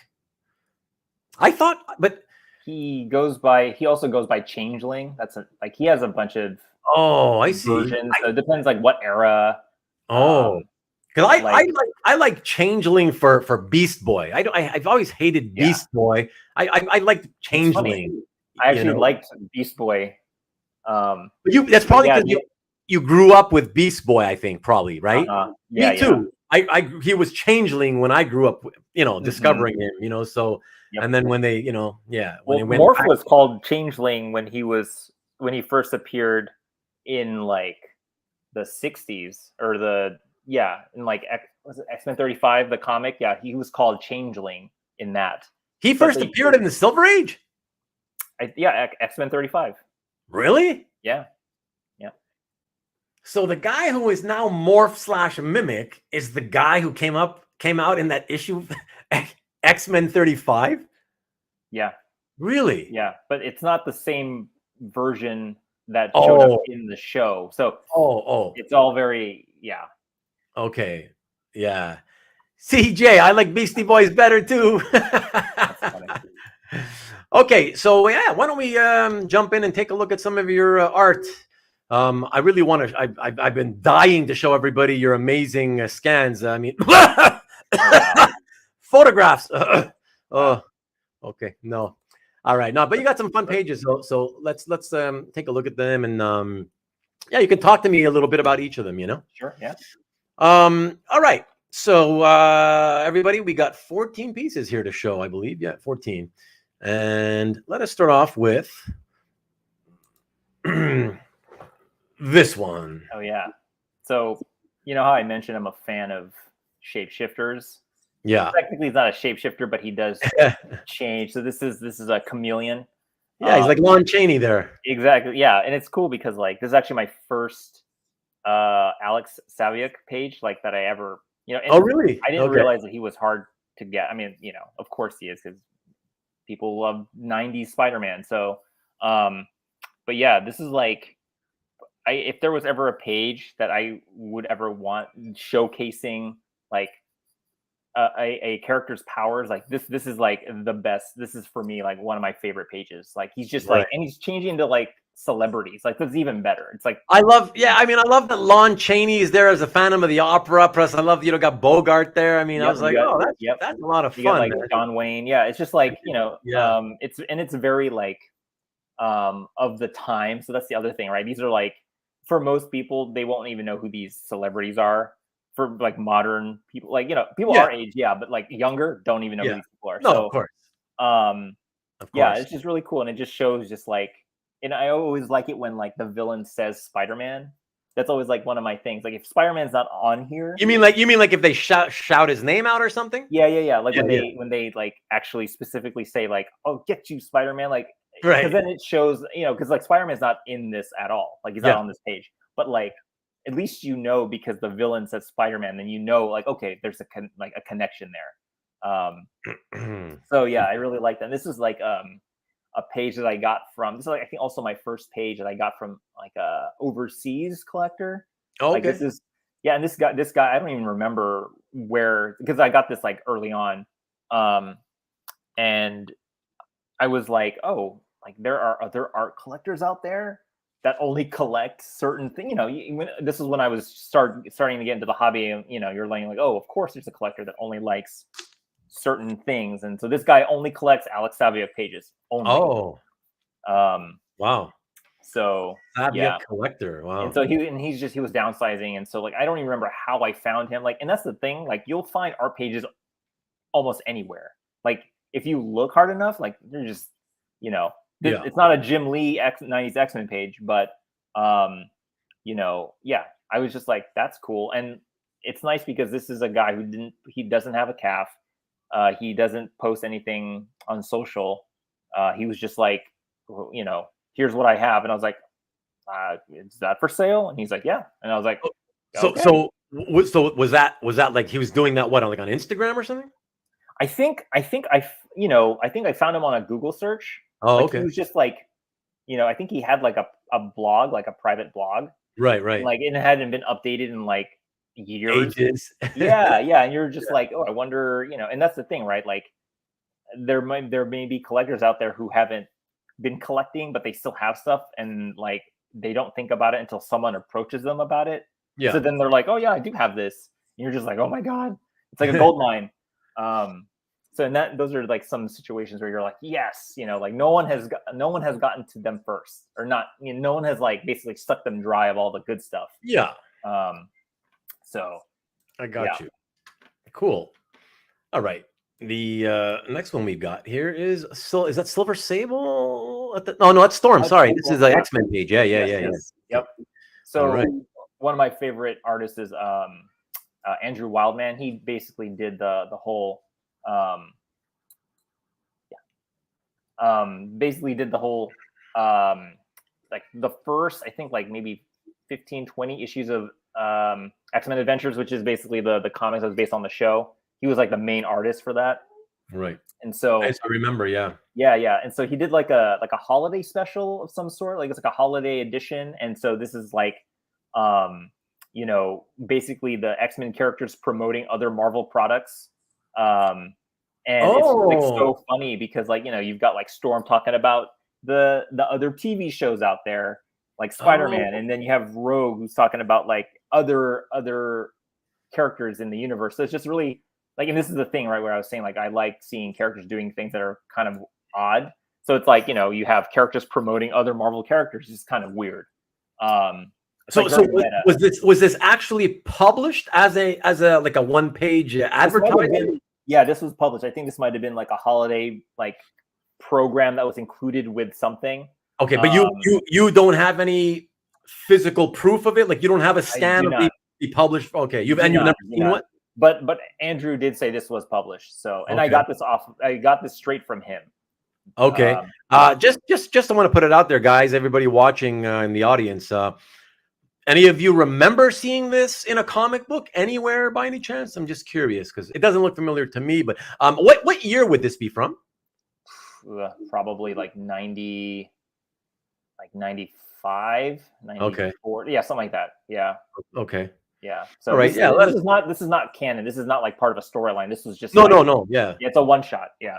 Right. Okay. Cool. And out of curiosity, did Wildman was he penciling and inking himself, or did he have an inker on this? I think he did his own inks. Okay. Yeah. Yeah. Okay. So which is like even better, right? Because it's like especially like if you like a certain artist, like to know that they do their own stuff is like then it's not confusing. You don't have to always be like, oh, he only did the pencils, but I don't remember who the inker was. Because that's hard when you're trying to remember two names, especially if one of them is not that familiar to you. So yeah, no, I get you for sure. Yeah, totally. Okay, excellent. From there, let us move on to oh yes, we have. I knew you'd like this. Yeah. Well, it's not Gromit, but it's not, but yeah. Yeah. I will say though, like I'm also very envious of your collection because I'm always like, man, you got like 5 pages, and I've approached you about it. And I was like, if you ever decide, you let me know. I'll let you know. Yeah. So I don't think this is a first appearance. I thought it was when I saw it. I was like, oh my god, how often do you see Rogue turning into Nightcrawler? Almost never. Right, like you never see that, but then it turns out that she does that a bunch. What happened in this series is that she ended up getting stuck that way for a while, right? Yeah. Right, so that's why she kept appearing, and it was kind of like right. If you don't read it and you flip through it, you're like, what the hell is this? Like, is that Rogue Nightcrawler? Yeah. What's happening here? Right? It's like she morphed halfway. She absorbed half of his. Right, and it's stuck halfway between or whatever. Yeah. It's funny because like in the story, she was giving. Of course, that's how she always gets someone's powers is when she's doing CPR, right? Sorry, she was unconscious and Nightcrawler was giving her CPR. Trying to save her or whatever. Yeah, exactly. So, yeah, but I think the artist was like Graham Nolan, something like that, and then the inker is Vincent Cifuentes. Cifuentes. Okay. Yeah. So yeah, really great inker. I wish I tried to buy a ton of his stuff, but it's like most of it was gone. But I couldn't believe this was still available on his website. I was just like wow. Yeah. How long ago did you get it? I think I got this also pretty early on. I think I got this maybe like a year ago, so like 2021. Okay. And yeah, it's like it's funny because you have an idea of like the pages you want to get, but then you really don't really know what you like until you see it. At least that's been my experience. Like you'd be surprised, like, you go in like, I only want Spider-Man and Wolverine. Yeah. But then you start seeing other things. You're like, oh, actually I do like this too, and then, like I never would have thought I was going to find, Rogue shifting or looking like Nightcrawler. That was never on my list of pages to get. I don't have a bucket list like that. So and I was like, I also just like I also like pages that kind of have like a horror element to it. So this was very like dramatic. So yeah. No, it's very cool. I really like it. All right, and our next two, or hold on, I see a comment just in case it is related to that. It's not. It's Marcus. What? I don't know. Rats? Are those rats? What are squirrels? Oh, squirrels, maybe. Yeah, right. They refer to these pages that you they come across you and you're like, oh, look at that. And you buy it. It's like I like that. It is, squirrel. Right. It is, yeah. Mm-hmm. Yeah, excellent. I don't know why the damn icon's so small though. What the hell? How do you guys watching on your? I've got like a pretty big monitor. People on watching on their phones. How the hell do you see what that is? Wow. Yeah, we figured it out. Yeah, thank you. That's funny. Yeah. Totally. And NSN Art says it's hard to make a definitive list with original art because availability. Well, exactly. Exactly. I mean, you can make a list, but you typically don't always just sort of stick to it, and like you said, Mark, you keep looking, and if you're always searching for stuff, you're looking around, you're always bound to sort of see different things, more things that you otherwise would not be exposed to. Yeah. And then that's when you realize, oh, I really like this stuff, or I really like this character, or I really like this guy's work or this woman's work. You know what I mean? And you broaden your horizon, so to speak, Yeah. And like Rogue absorbing other characters' powers has been like one of those things on my list that has just been going up because she does it so often and it always looks interesting. So that's been also a thing that I look forward to. Cool. All right. So what I was saying was that we're going to show, you sent me a couple here where it's back-to-back pages. I guess this is why you put them next to each other. Yeah. Yeah. So this is what? Yeah. Okay. So this is from X-Men: The End, one of the weirdest X-Men stories ever written. Oh yeah. I think this is a Chris Claremont, so it makes sense. It's weird. Nice. But Sean Chan art though, right? Yes, absolutely. Yeah. Okay. And I think this is also one of the earliest pages I bought too. This is like when I was on was it Anthony's Comic Art? Yeah. The site. Yeah. And it's like he basically had almost this entire run on the site. I couldn't believe it. Because of course one of the characters you look for is Gambit, right? Right. And this is where, long story short, Gambit, turns out that Gambit is like Mr. Sinister's like son, super weird. And then like, they end up fighting the Shi'ar. So this is what's going on right now. He's dressed up as Mr. Sinister. He's fighting this Shi'ar like lieutenant. I can't remember his name, but the reason why I bought this is not because I was a fan of Sean Chen. I am now, but these two pages are so cool because like you think Gambit's getting his butt kicked right the whole time, right? And then you realize, so on the left page bottom, the last panel, you see that there's a card stuck in his chest. Right. Charging. And then, you read the second page and you realize like, Gambit's just waiting until he realizes it before he snaps his fingers and blows them up. Like, that's just so cool. Like, I was just like, that's so badass. So that's mainly the reason why I got this. Cause how often you see like, Gambit pages are also they're pretty hard to find too. Like, where do you see like a really cool Gambit moment? Yeah. And this is, I think, one of the first like, 2 pagers that I bought like consecutive. Oh, okay. Which is also kind of hard to find, like usually someone would just snatch up one page and you're like, okay, I have to get like page 1 and 3 now. I'm missing 2 because someone just bought 2, which really makes me mad. It irritates me. So, yeah, I was like, okay, if it's usually if it helps explain what's happening, I'll get both pages. So, right. Yeah. No, that's that's something also that I've been known to do is I sometimes will buy in not just back-to-back pages, but I will sometimes buy in sequences or if you will, scenes. So if it's a 5-page scene and I can pick it up, I'll sometimes buy a 5-page scene. It's I like the sequentialism of it all, right? And how it all flows together. So of course you have to do that kind of stuff, right? Whether it's 2 pages or 4 or 5 pages, it has to be because you're also invested in the story and how it's being told as well, right? Exactly. Yeah.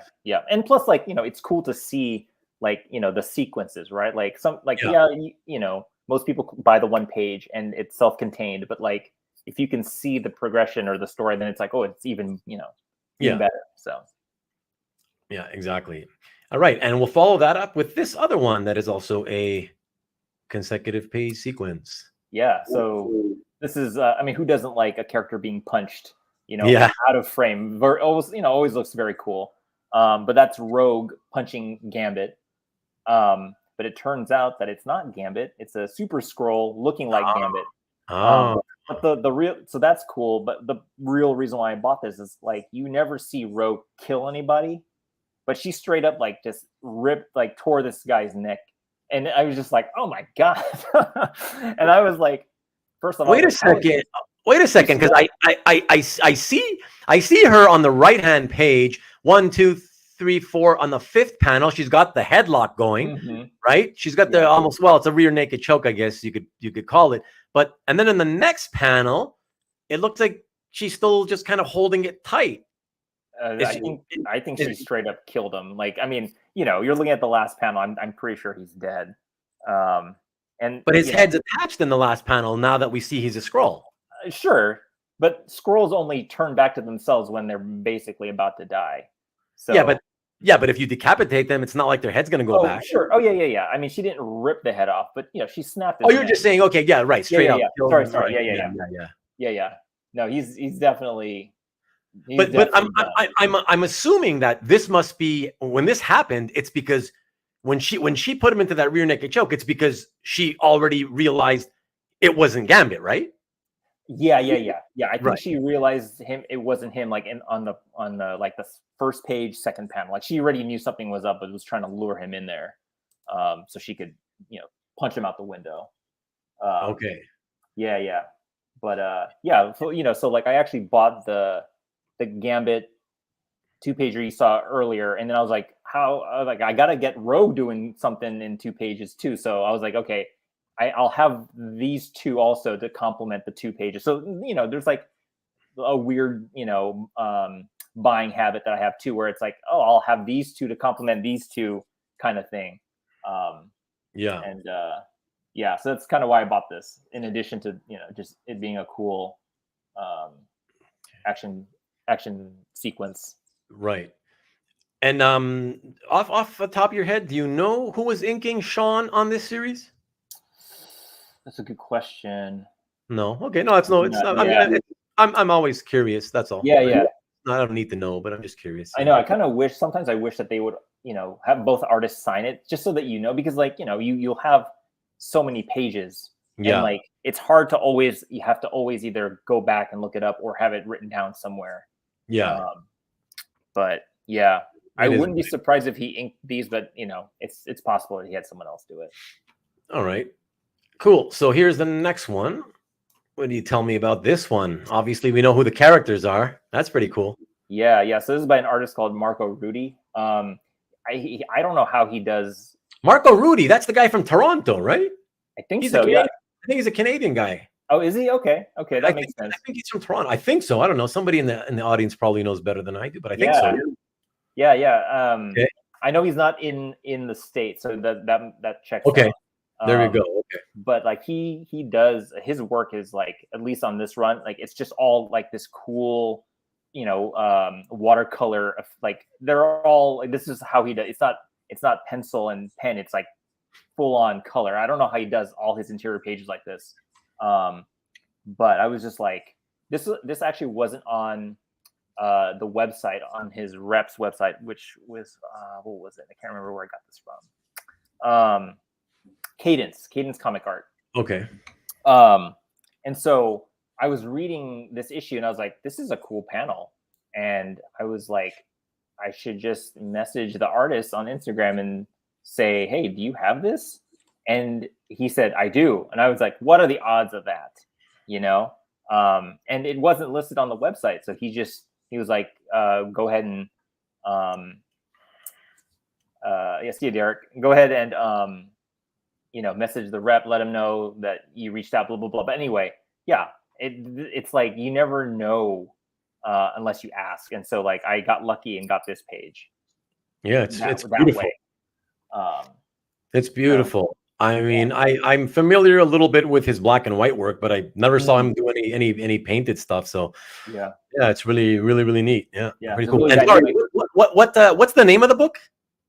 I think it's just Cable Deadpool. It's just okay. Yeah. Okay. So and then it's cool because like sometimes you don't even need to have the speech bubbles. Like sometimes it's just cool to you still follow what's happening. Yeah.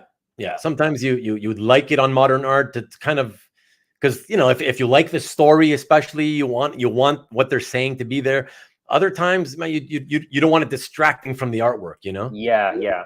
But sometimes on the other, you want the speech Yeah. bubble, especially on like older pages. Those really. Oh, yeah. So yeah, exactly. Maki Poo wants to know, do you ever frame your art? I wish I did. I don't have enough space to frame. No. Yeah. Listen, Maki Poo, he doesn't want to even invest in a scanner. I don't think he's going to be. I'm lazy. That's also the other. I'm lazy. I'm just yanking your chain, man. But no, it's a really nice page, man. Yeah, I really like that one. And yeah, CJ says it's a sweet page. It is. It's very, very nice. Okay, cool. Let us now move on from that one and check out the next one. Oh, Butch Geist, baby, one of my favorites. Yep. I always wonder how to say his name. I'm like, yeah, Geist. Guis, yeah. Yeah, Butch. Yeah, his stuff's great. I don't have a ton of DC art. Like I probably like 2% of my collection is DC. Right. And I was like, okay, well, if I were to get a DC page, I want the whole Justice League. I want the whole team, right? And how often do you see a page that has them all doing something different, showcasing like their personality or their powers? Almost their powers, yeah. Super rare, right? Like, yeah, it's tough. Yeah, it is. It is. And so but really, I was looking for Plastic Man. He was the reason why I found this page. Okay. Is that because he's kind of like a morphing character? There you go. You got it. Okay. And so yeah, I was just like, okay, if I ever invested in a Justice League page, it would be this one. And so this is literally the only page I have that has all of them on here. Like, I'm not the biggest fan of like Green Lantern or Aquaman or Steel. Flash would be, so it would be Plastic Man 1, Flash number 2, like in terms of DC characters. Okay. But yeah, I mean, it's just like, it's nice to have, yeah. I can't say this would be the piece that I save in a fire, but I'm happy to own it. Yeah, no, that's all you got to do is be happy with what you buy, right? I mean, that's what it's all about, man. That's right. Yeah. Yeah, like what you buy. And a lot of Geist jokes coming in. Thank you for breaking the Geist. I'll never forget how to say it. Yeah, no, not now. You don't hear it. You don't hear it very often.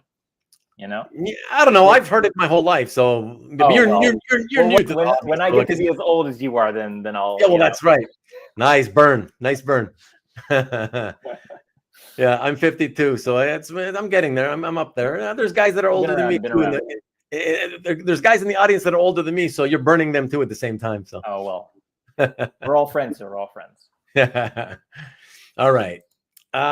So from there, what are you going to tell me or tell us about this one? Obviously, that's a pretty killer image of Kay. Look at that gun, man. Wow. Yeah. I mean, talk to us about this a bit. Who doesn't want to have a Cable, action pose of him holding his gun? Like, that's fun to have. But this is actually, I think, one of the first pages I bought from, I think, was it Splash Page again? Yeah.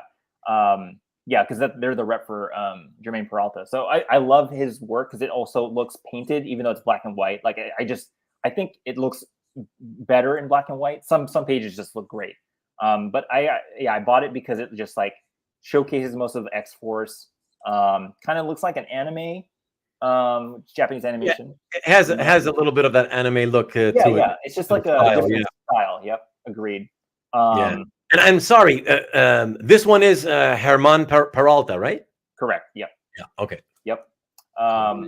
And I couldn't tell you what the story is or what the heck's going on, but I just thought it was a really cool page. And it's like one of those things where like you see it and you're just like, how is this still here? Yeah. Like, how did nobody buy this yet? How did no one buy this? And then it's funny because like as soon as I got it, Mark posted on Instagram saying like just sold this page, and this is part of like what also gets me excited is like when a bunch of people in the comments are being like, is this still available? And you're just like, nope. And then that's when like it's kind of like not that I always look for it, but it's kind of nice to have like validation, like you made a good decision, like this is something like people actually want. But you know, that was not the reason why I bought it. No. It's I just know really you're just nice. saying it feels nice when you realize that other people Yeah. also would like to have what you own, right? Exactly. And this was like one of the, you know, this was still early. Like this was like in the first few months of me starting to collect, and like, you Okay. know, getting that made me feel like, okay, I made a good decision because other people want it, Yeah. you know. Again, it wasn't the main reason why I bought it. I bought it, and this wasn't even like, this isn't like a first appearance. This isn't, no character died. You know, this isn't even like a historic storyline. You know, it's just like a Right. good, it's just like a fun page. And that's why I got it. You mentioned that you don't really know what was going on, so you have not read this story, right? I think I started it and I was just like, I just don't, either Okay. I didn't find it interesting, but I was just like, I have no idea what's happening right now. Okay, Like, no. I couldn't tell you why. I'm only asking because something that I noticed too, and I noticed that NSN Art noticed it also, and he asked, it's like, "What's up with the left hand in Yeah, panel?" exactly. Yeah, Right. it's kind It's of like, like a, and then what I noticed is it's not just the hand, because if you start from the hand and then you follow it backwards to the arm, you realize, wait a second, the left arm also looks monstrous or something, like, right? And he's got this weird giant clawy hand coming off this monstrous looking spiky arm. Some weird stuff going on there. Yeah. yeah, which is very anime-ish, right? To have like this weird creepy, Yeah. like even in the you know, the villain designs, right? They look, you know, yeah, like it's straight out of like a Japanese animation show. So, but yeah, Oh, I think sometimes Mark it's, is telling us this was something called the technovirus. there it is. There it is. Okay. Yeah. It sounds familiar. I didn't read any of that, but I remember Mhm. reading about some kind of virus Yeah, that that went makes sense. through.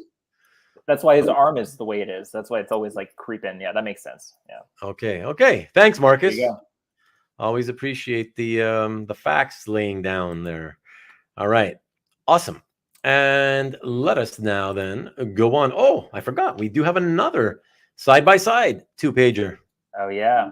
So it's funny. I think it's by Ron Wilson. I can't remember. He's the penciler. I can't remember who the inker was.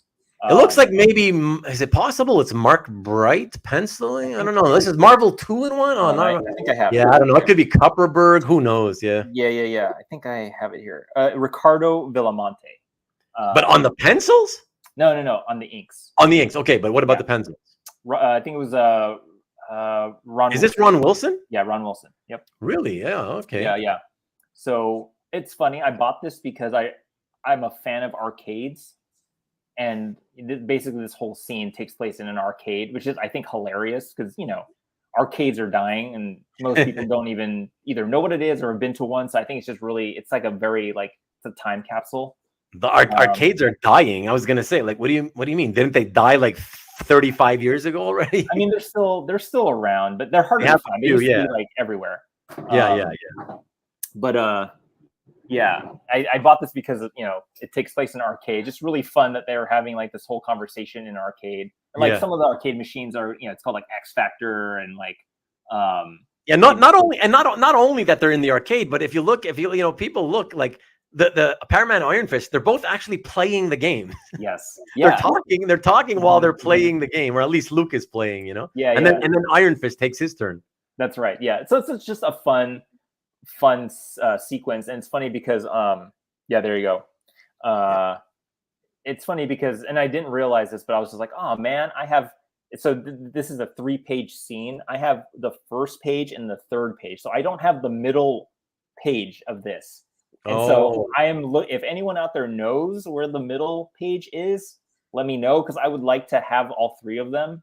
Because this is it was only these 3 pages in this issue that they were in the arcade. So that's kind of like another, you know, weird collector tick where I'm like, I want to have that third page. But yeah, because you got the first and the third, so you can't help it. I gotta get that. I gotta find that middle one, right? I gotta get the middle one. So yeah, so always in the back of my mind.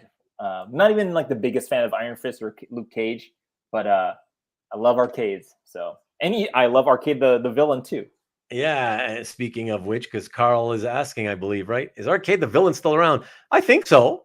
I mean, He still shows up. Yeah, it's not like he's going to be regularly used because he's not that great of a villain, but yeah, he's around. He's here and there. They'll bring him out again, you know.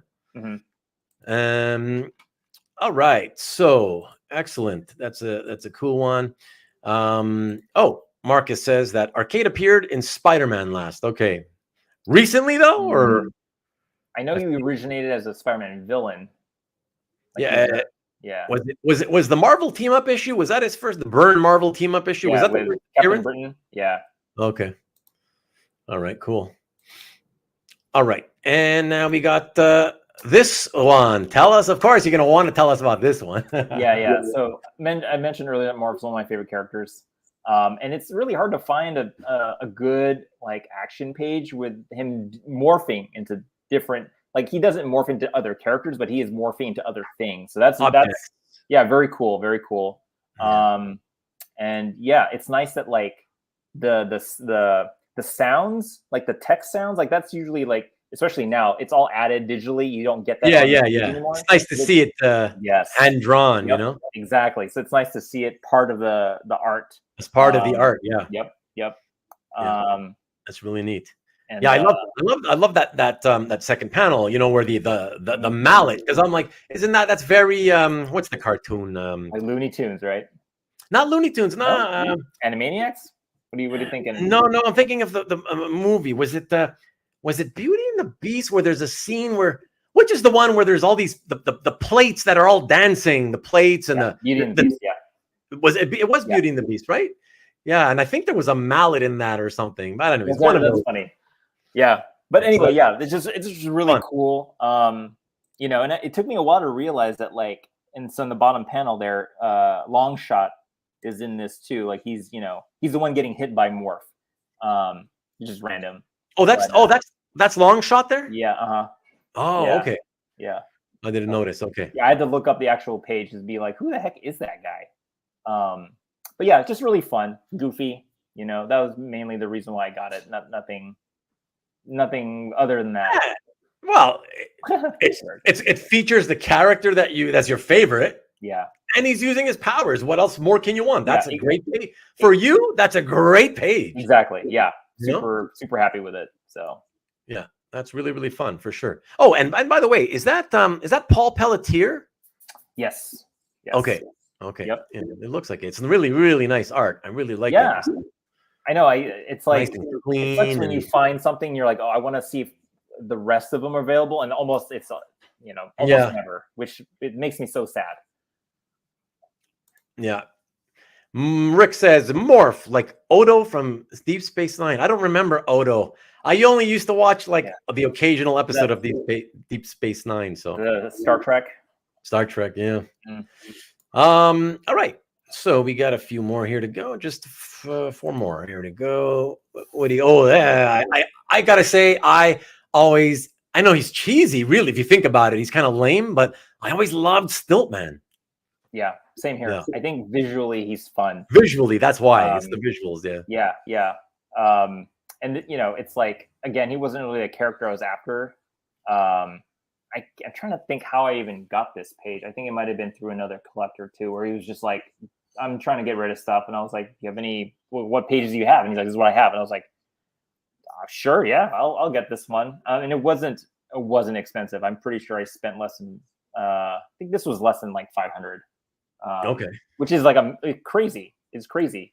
Because this is like Daredevil issue 100. Like, that's from the 100th issue. Yeah.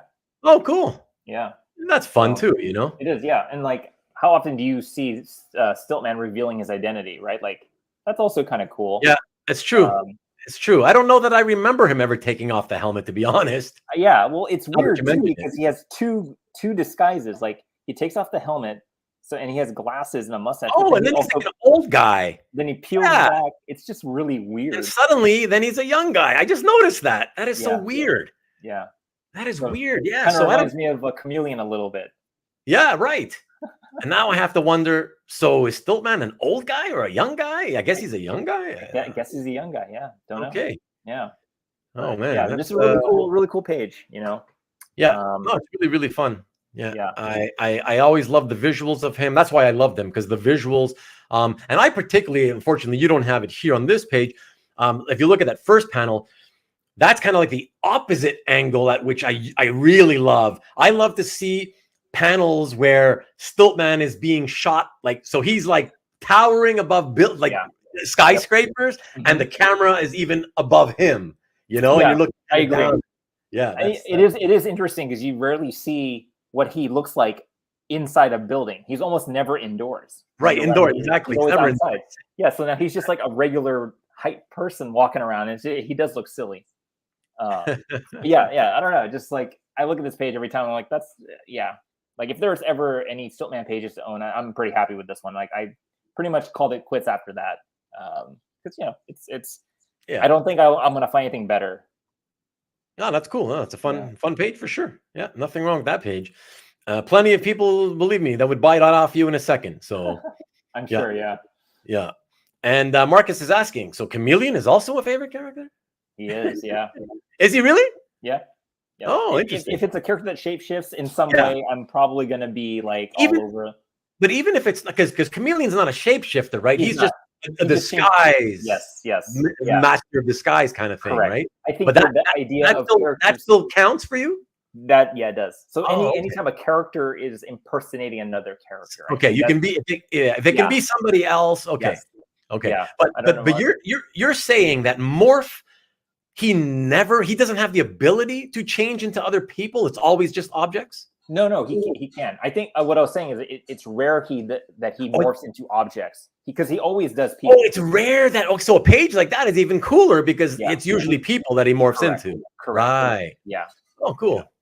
Very, very cool. Okay, cool. And Rick, what are you saying here? Then he peels off that face and he's actually Wilt Chamberlain. Nice. Wilt the Stilt. That's funny. And my lovely wife. Good night, honey. Good night, everyone. See you next week. Thank you for your help today. Master of Disguise. What else we got? Okay, and Mikhail is asking, Plastic Man? Yeah, you came in late, Mikhail, but we showed one. I think you might have seen it. He might have seen the page. He had a page with the Plastic Man on it. Mm-hmm. So for sure he's a Plastic Man fan. Yeah, and that's definitely qualifies. That's right up your alley, Yep. Cool. Let us go to the 12th piece here then. And I really dig this one because of the time. I love the time period. So yeah. So this is like part of like a 70th anniversary. So they were kind of retelling some like origin stories and first meetings and stuff like that. I think this is like Mitchell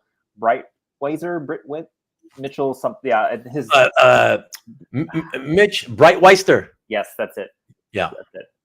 I love his work. It feels very like film noirish. Like it's very. I just like the way he does his pencils. I think he inked this too.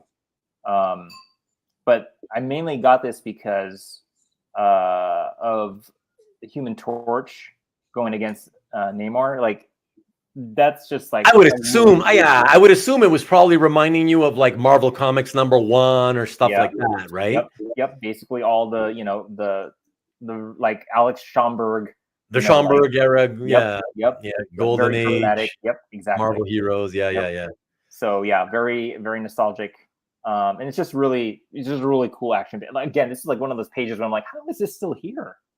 Even after like, there's like talk of like Namor showing up in Black Panther, right? Like people were already talking about that early on. It's like, how is this still here? And so I was like, how old is this book? I think this came out, sometime in the 2000s. It's not super old. Yeah. But that's old. Given, like, again, I'm only asking for context in terms of, because of what you said of how the hell do you still have this available, right? It's even more shocking when you realize, well, God, if it came out 15 or 17 years ago or something, you still have it available. Like, what's happening? That's weird. Right. Yeah. I mean, granted, they've been talking about Namor showing up in the MCU for a long time, but yeah, I was just like, it's like, that sometimes play a part into why I get stuff, but this was just more for like the nostalgic The bottom panel particularly. Yeah. Mm-hmm. Oh, it's great. I mean, that's the money shot panel. That's why a lot of people would buy that. Totally. Yeah. You know. So and I'm not even the biggest Neymar fan, but I do, like I said, this is like one of those, like, I'll make an exception to get this, even though I'm not like the biggest fan of either character. It's just a cool page to have. So. Yeah, for sure. It's fun, and it's beautiful, and that makes it worth the money, especially if it's affordable. Absolutely. Yeah. I think I got this from Splash Page. So yeah, I mean, if you have a very strict low budget and you're new, like, these websites are really a great place to start, because they have tons of pages. Yeah. Okay. Excellent. And let us look at the second to last piece here. Yeah. So this is by an artist named Pere Perez. And this is actually not counting the cover, but the first appearance of Spider-Rex, who is a character that, like, literally just came out, I think, like a month ago. And with the Spider-Man powered T-Rex. Yes, that is correct. That is correct. So this was a 5-page origin story in, like, I guess, like a compilation of other characters that they were introducing. So I was like, that's cool. It's kind of like, I like dinosaurs, like, why not? But this was one of those instances where I was like, I should reach out and see if this is available. And they were like, it's not available yet, but when it is, I'll let you know. And they did. And they're like, do you want it? I'm like, yeah. So I know earlier I said I'm not really big into first appearances, but I was like, okay, if there was ever going to be, if I'm going to own a first appearance of something, I should just go for this. Right. Because how often are you ever going to be in the position to be the first one to get a first appearance? Almost never, right? Like, how often does that happen? Yeah. And I got lucky. This is one of those right place, right time kind of situations. And so I have all 5 pages. Cool. Yeah. So you got the complete story. Exactly. So you bought it as a story. Yep. Yeah. Yep. Okay. Cool. And that's one of those exceptions, right? Like, how can first appearance, first origin, complete story, like, almost, that's rare. And this was just for me. I didn't really care if he was going to show up in, like, a movie or whatever. I just wanted to have this for me. So right. Yeah. Got you. Yeah, nothing wrong with that, man. Yeah. All right. Now we're gonna go to our final piece, and then don't take off, guys. I want to show you a little bit of Mark's YouTube channel, because you're gonna want to check that out when you have free time. There's great content on there to check out that I can tell you, not because I want to promote the guy, but because I ended up looking at his site and watching a bunch of it. That's why. So this will be the last piece we're showing, and what a great piece to end with. I know Aranga is going to start flipping out if he's still in the chat. I'm not sure if he is. Look at this one. Oh, yeah. Oh, my gosh. Yeah, I mean, I guess it's why you would assume I was a fan of Wolverine. I do have a lot of Wolverine pages. Yeah. So this was actually, I found, so there's an artist, I think his name was like LeBeau Underwood. He, and I thought, I was like, wait, was that a play on like Remy LeBeau, like Gambit? But it's his real name. Yeah, that's his name. Yeah. So he's the inker. He posted this on his, I don't know how sometimes I find this stuff, like sometimes Facebook or Instagram recommends things to me. And I was just like, sure. Okay. So he posted this and he's like, putting some pages up for sale. And I was like, I saw this and I was like, I'm never going to own a page that reminds me of like Barry Wrightson, right? Like that. Anytime I see Weapon X in the snow, I think of that artist every time. Who doesn't, right? Like that's iconic. It takes you right back to Barry Windsor Smith's Weapon X. Immediately. That's what it is. Absolutely. Yep. And like, I mean, like how it just looks so cool. Like it just, oh, it's gorgeous. And it's like, I saw the actual final page. It looks better in black and white, It usually does, my friend. That's true. Very true. And it's like, you don't really need any speech bubbles. You already know you just get the vibe.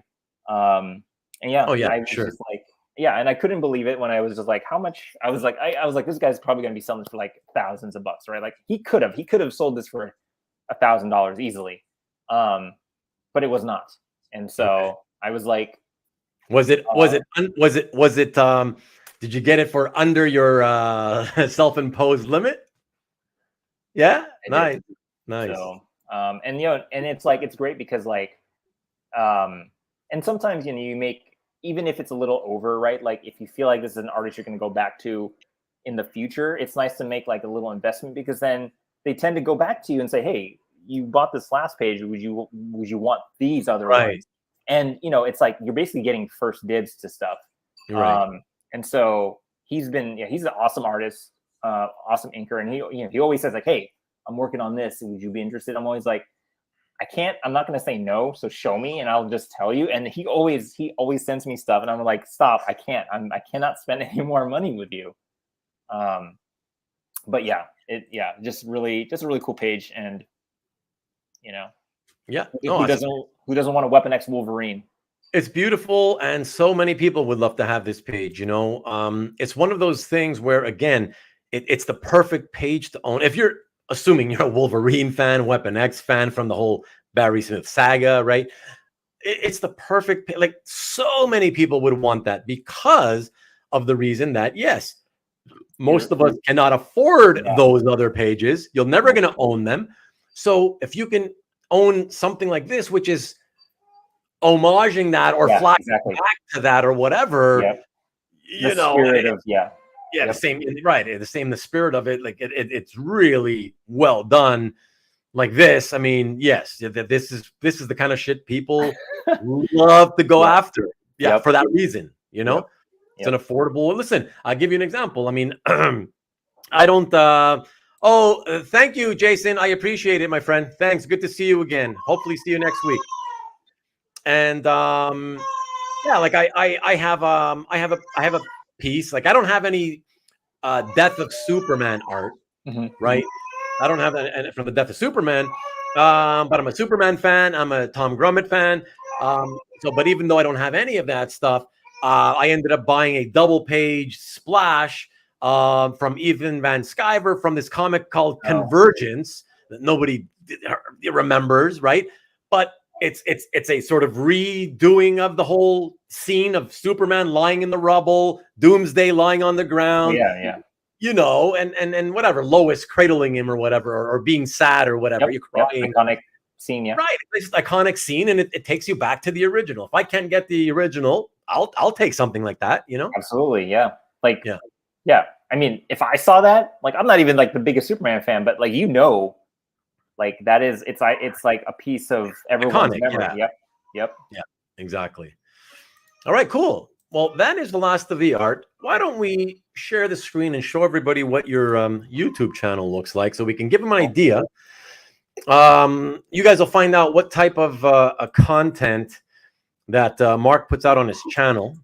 And I'll even point out some of the videos that I've watched if I see them there on the home page.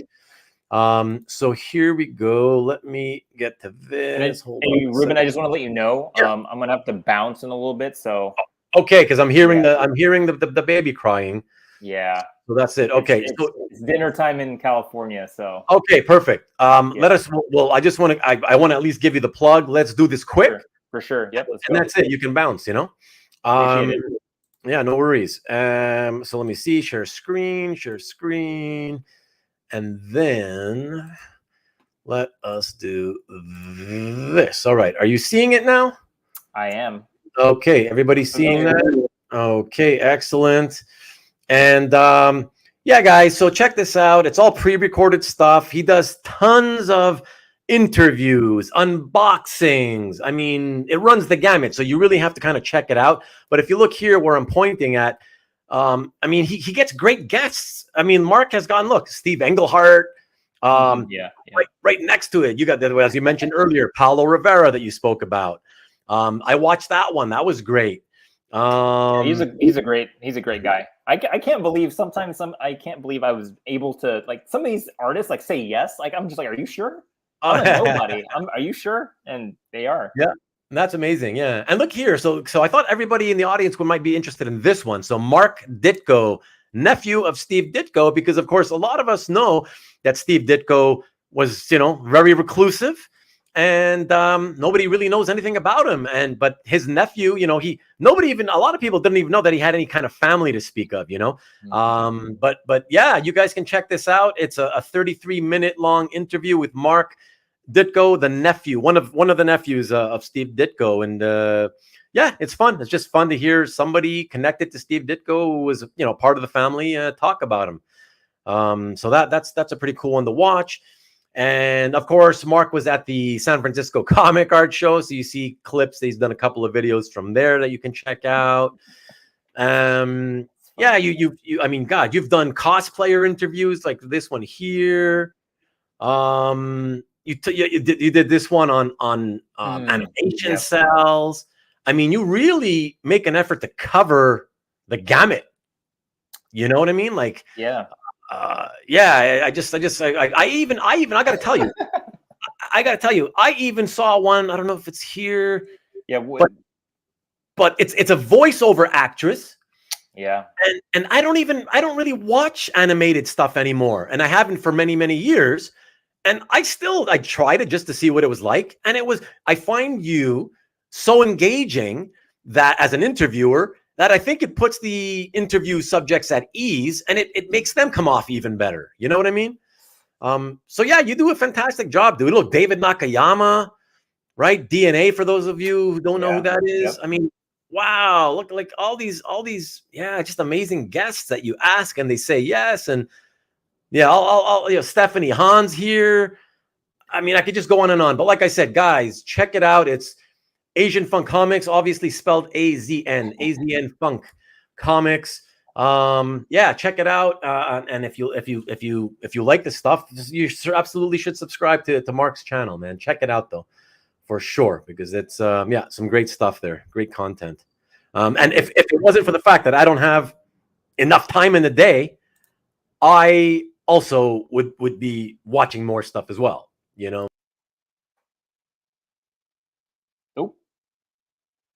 Oh, where'd he go?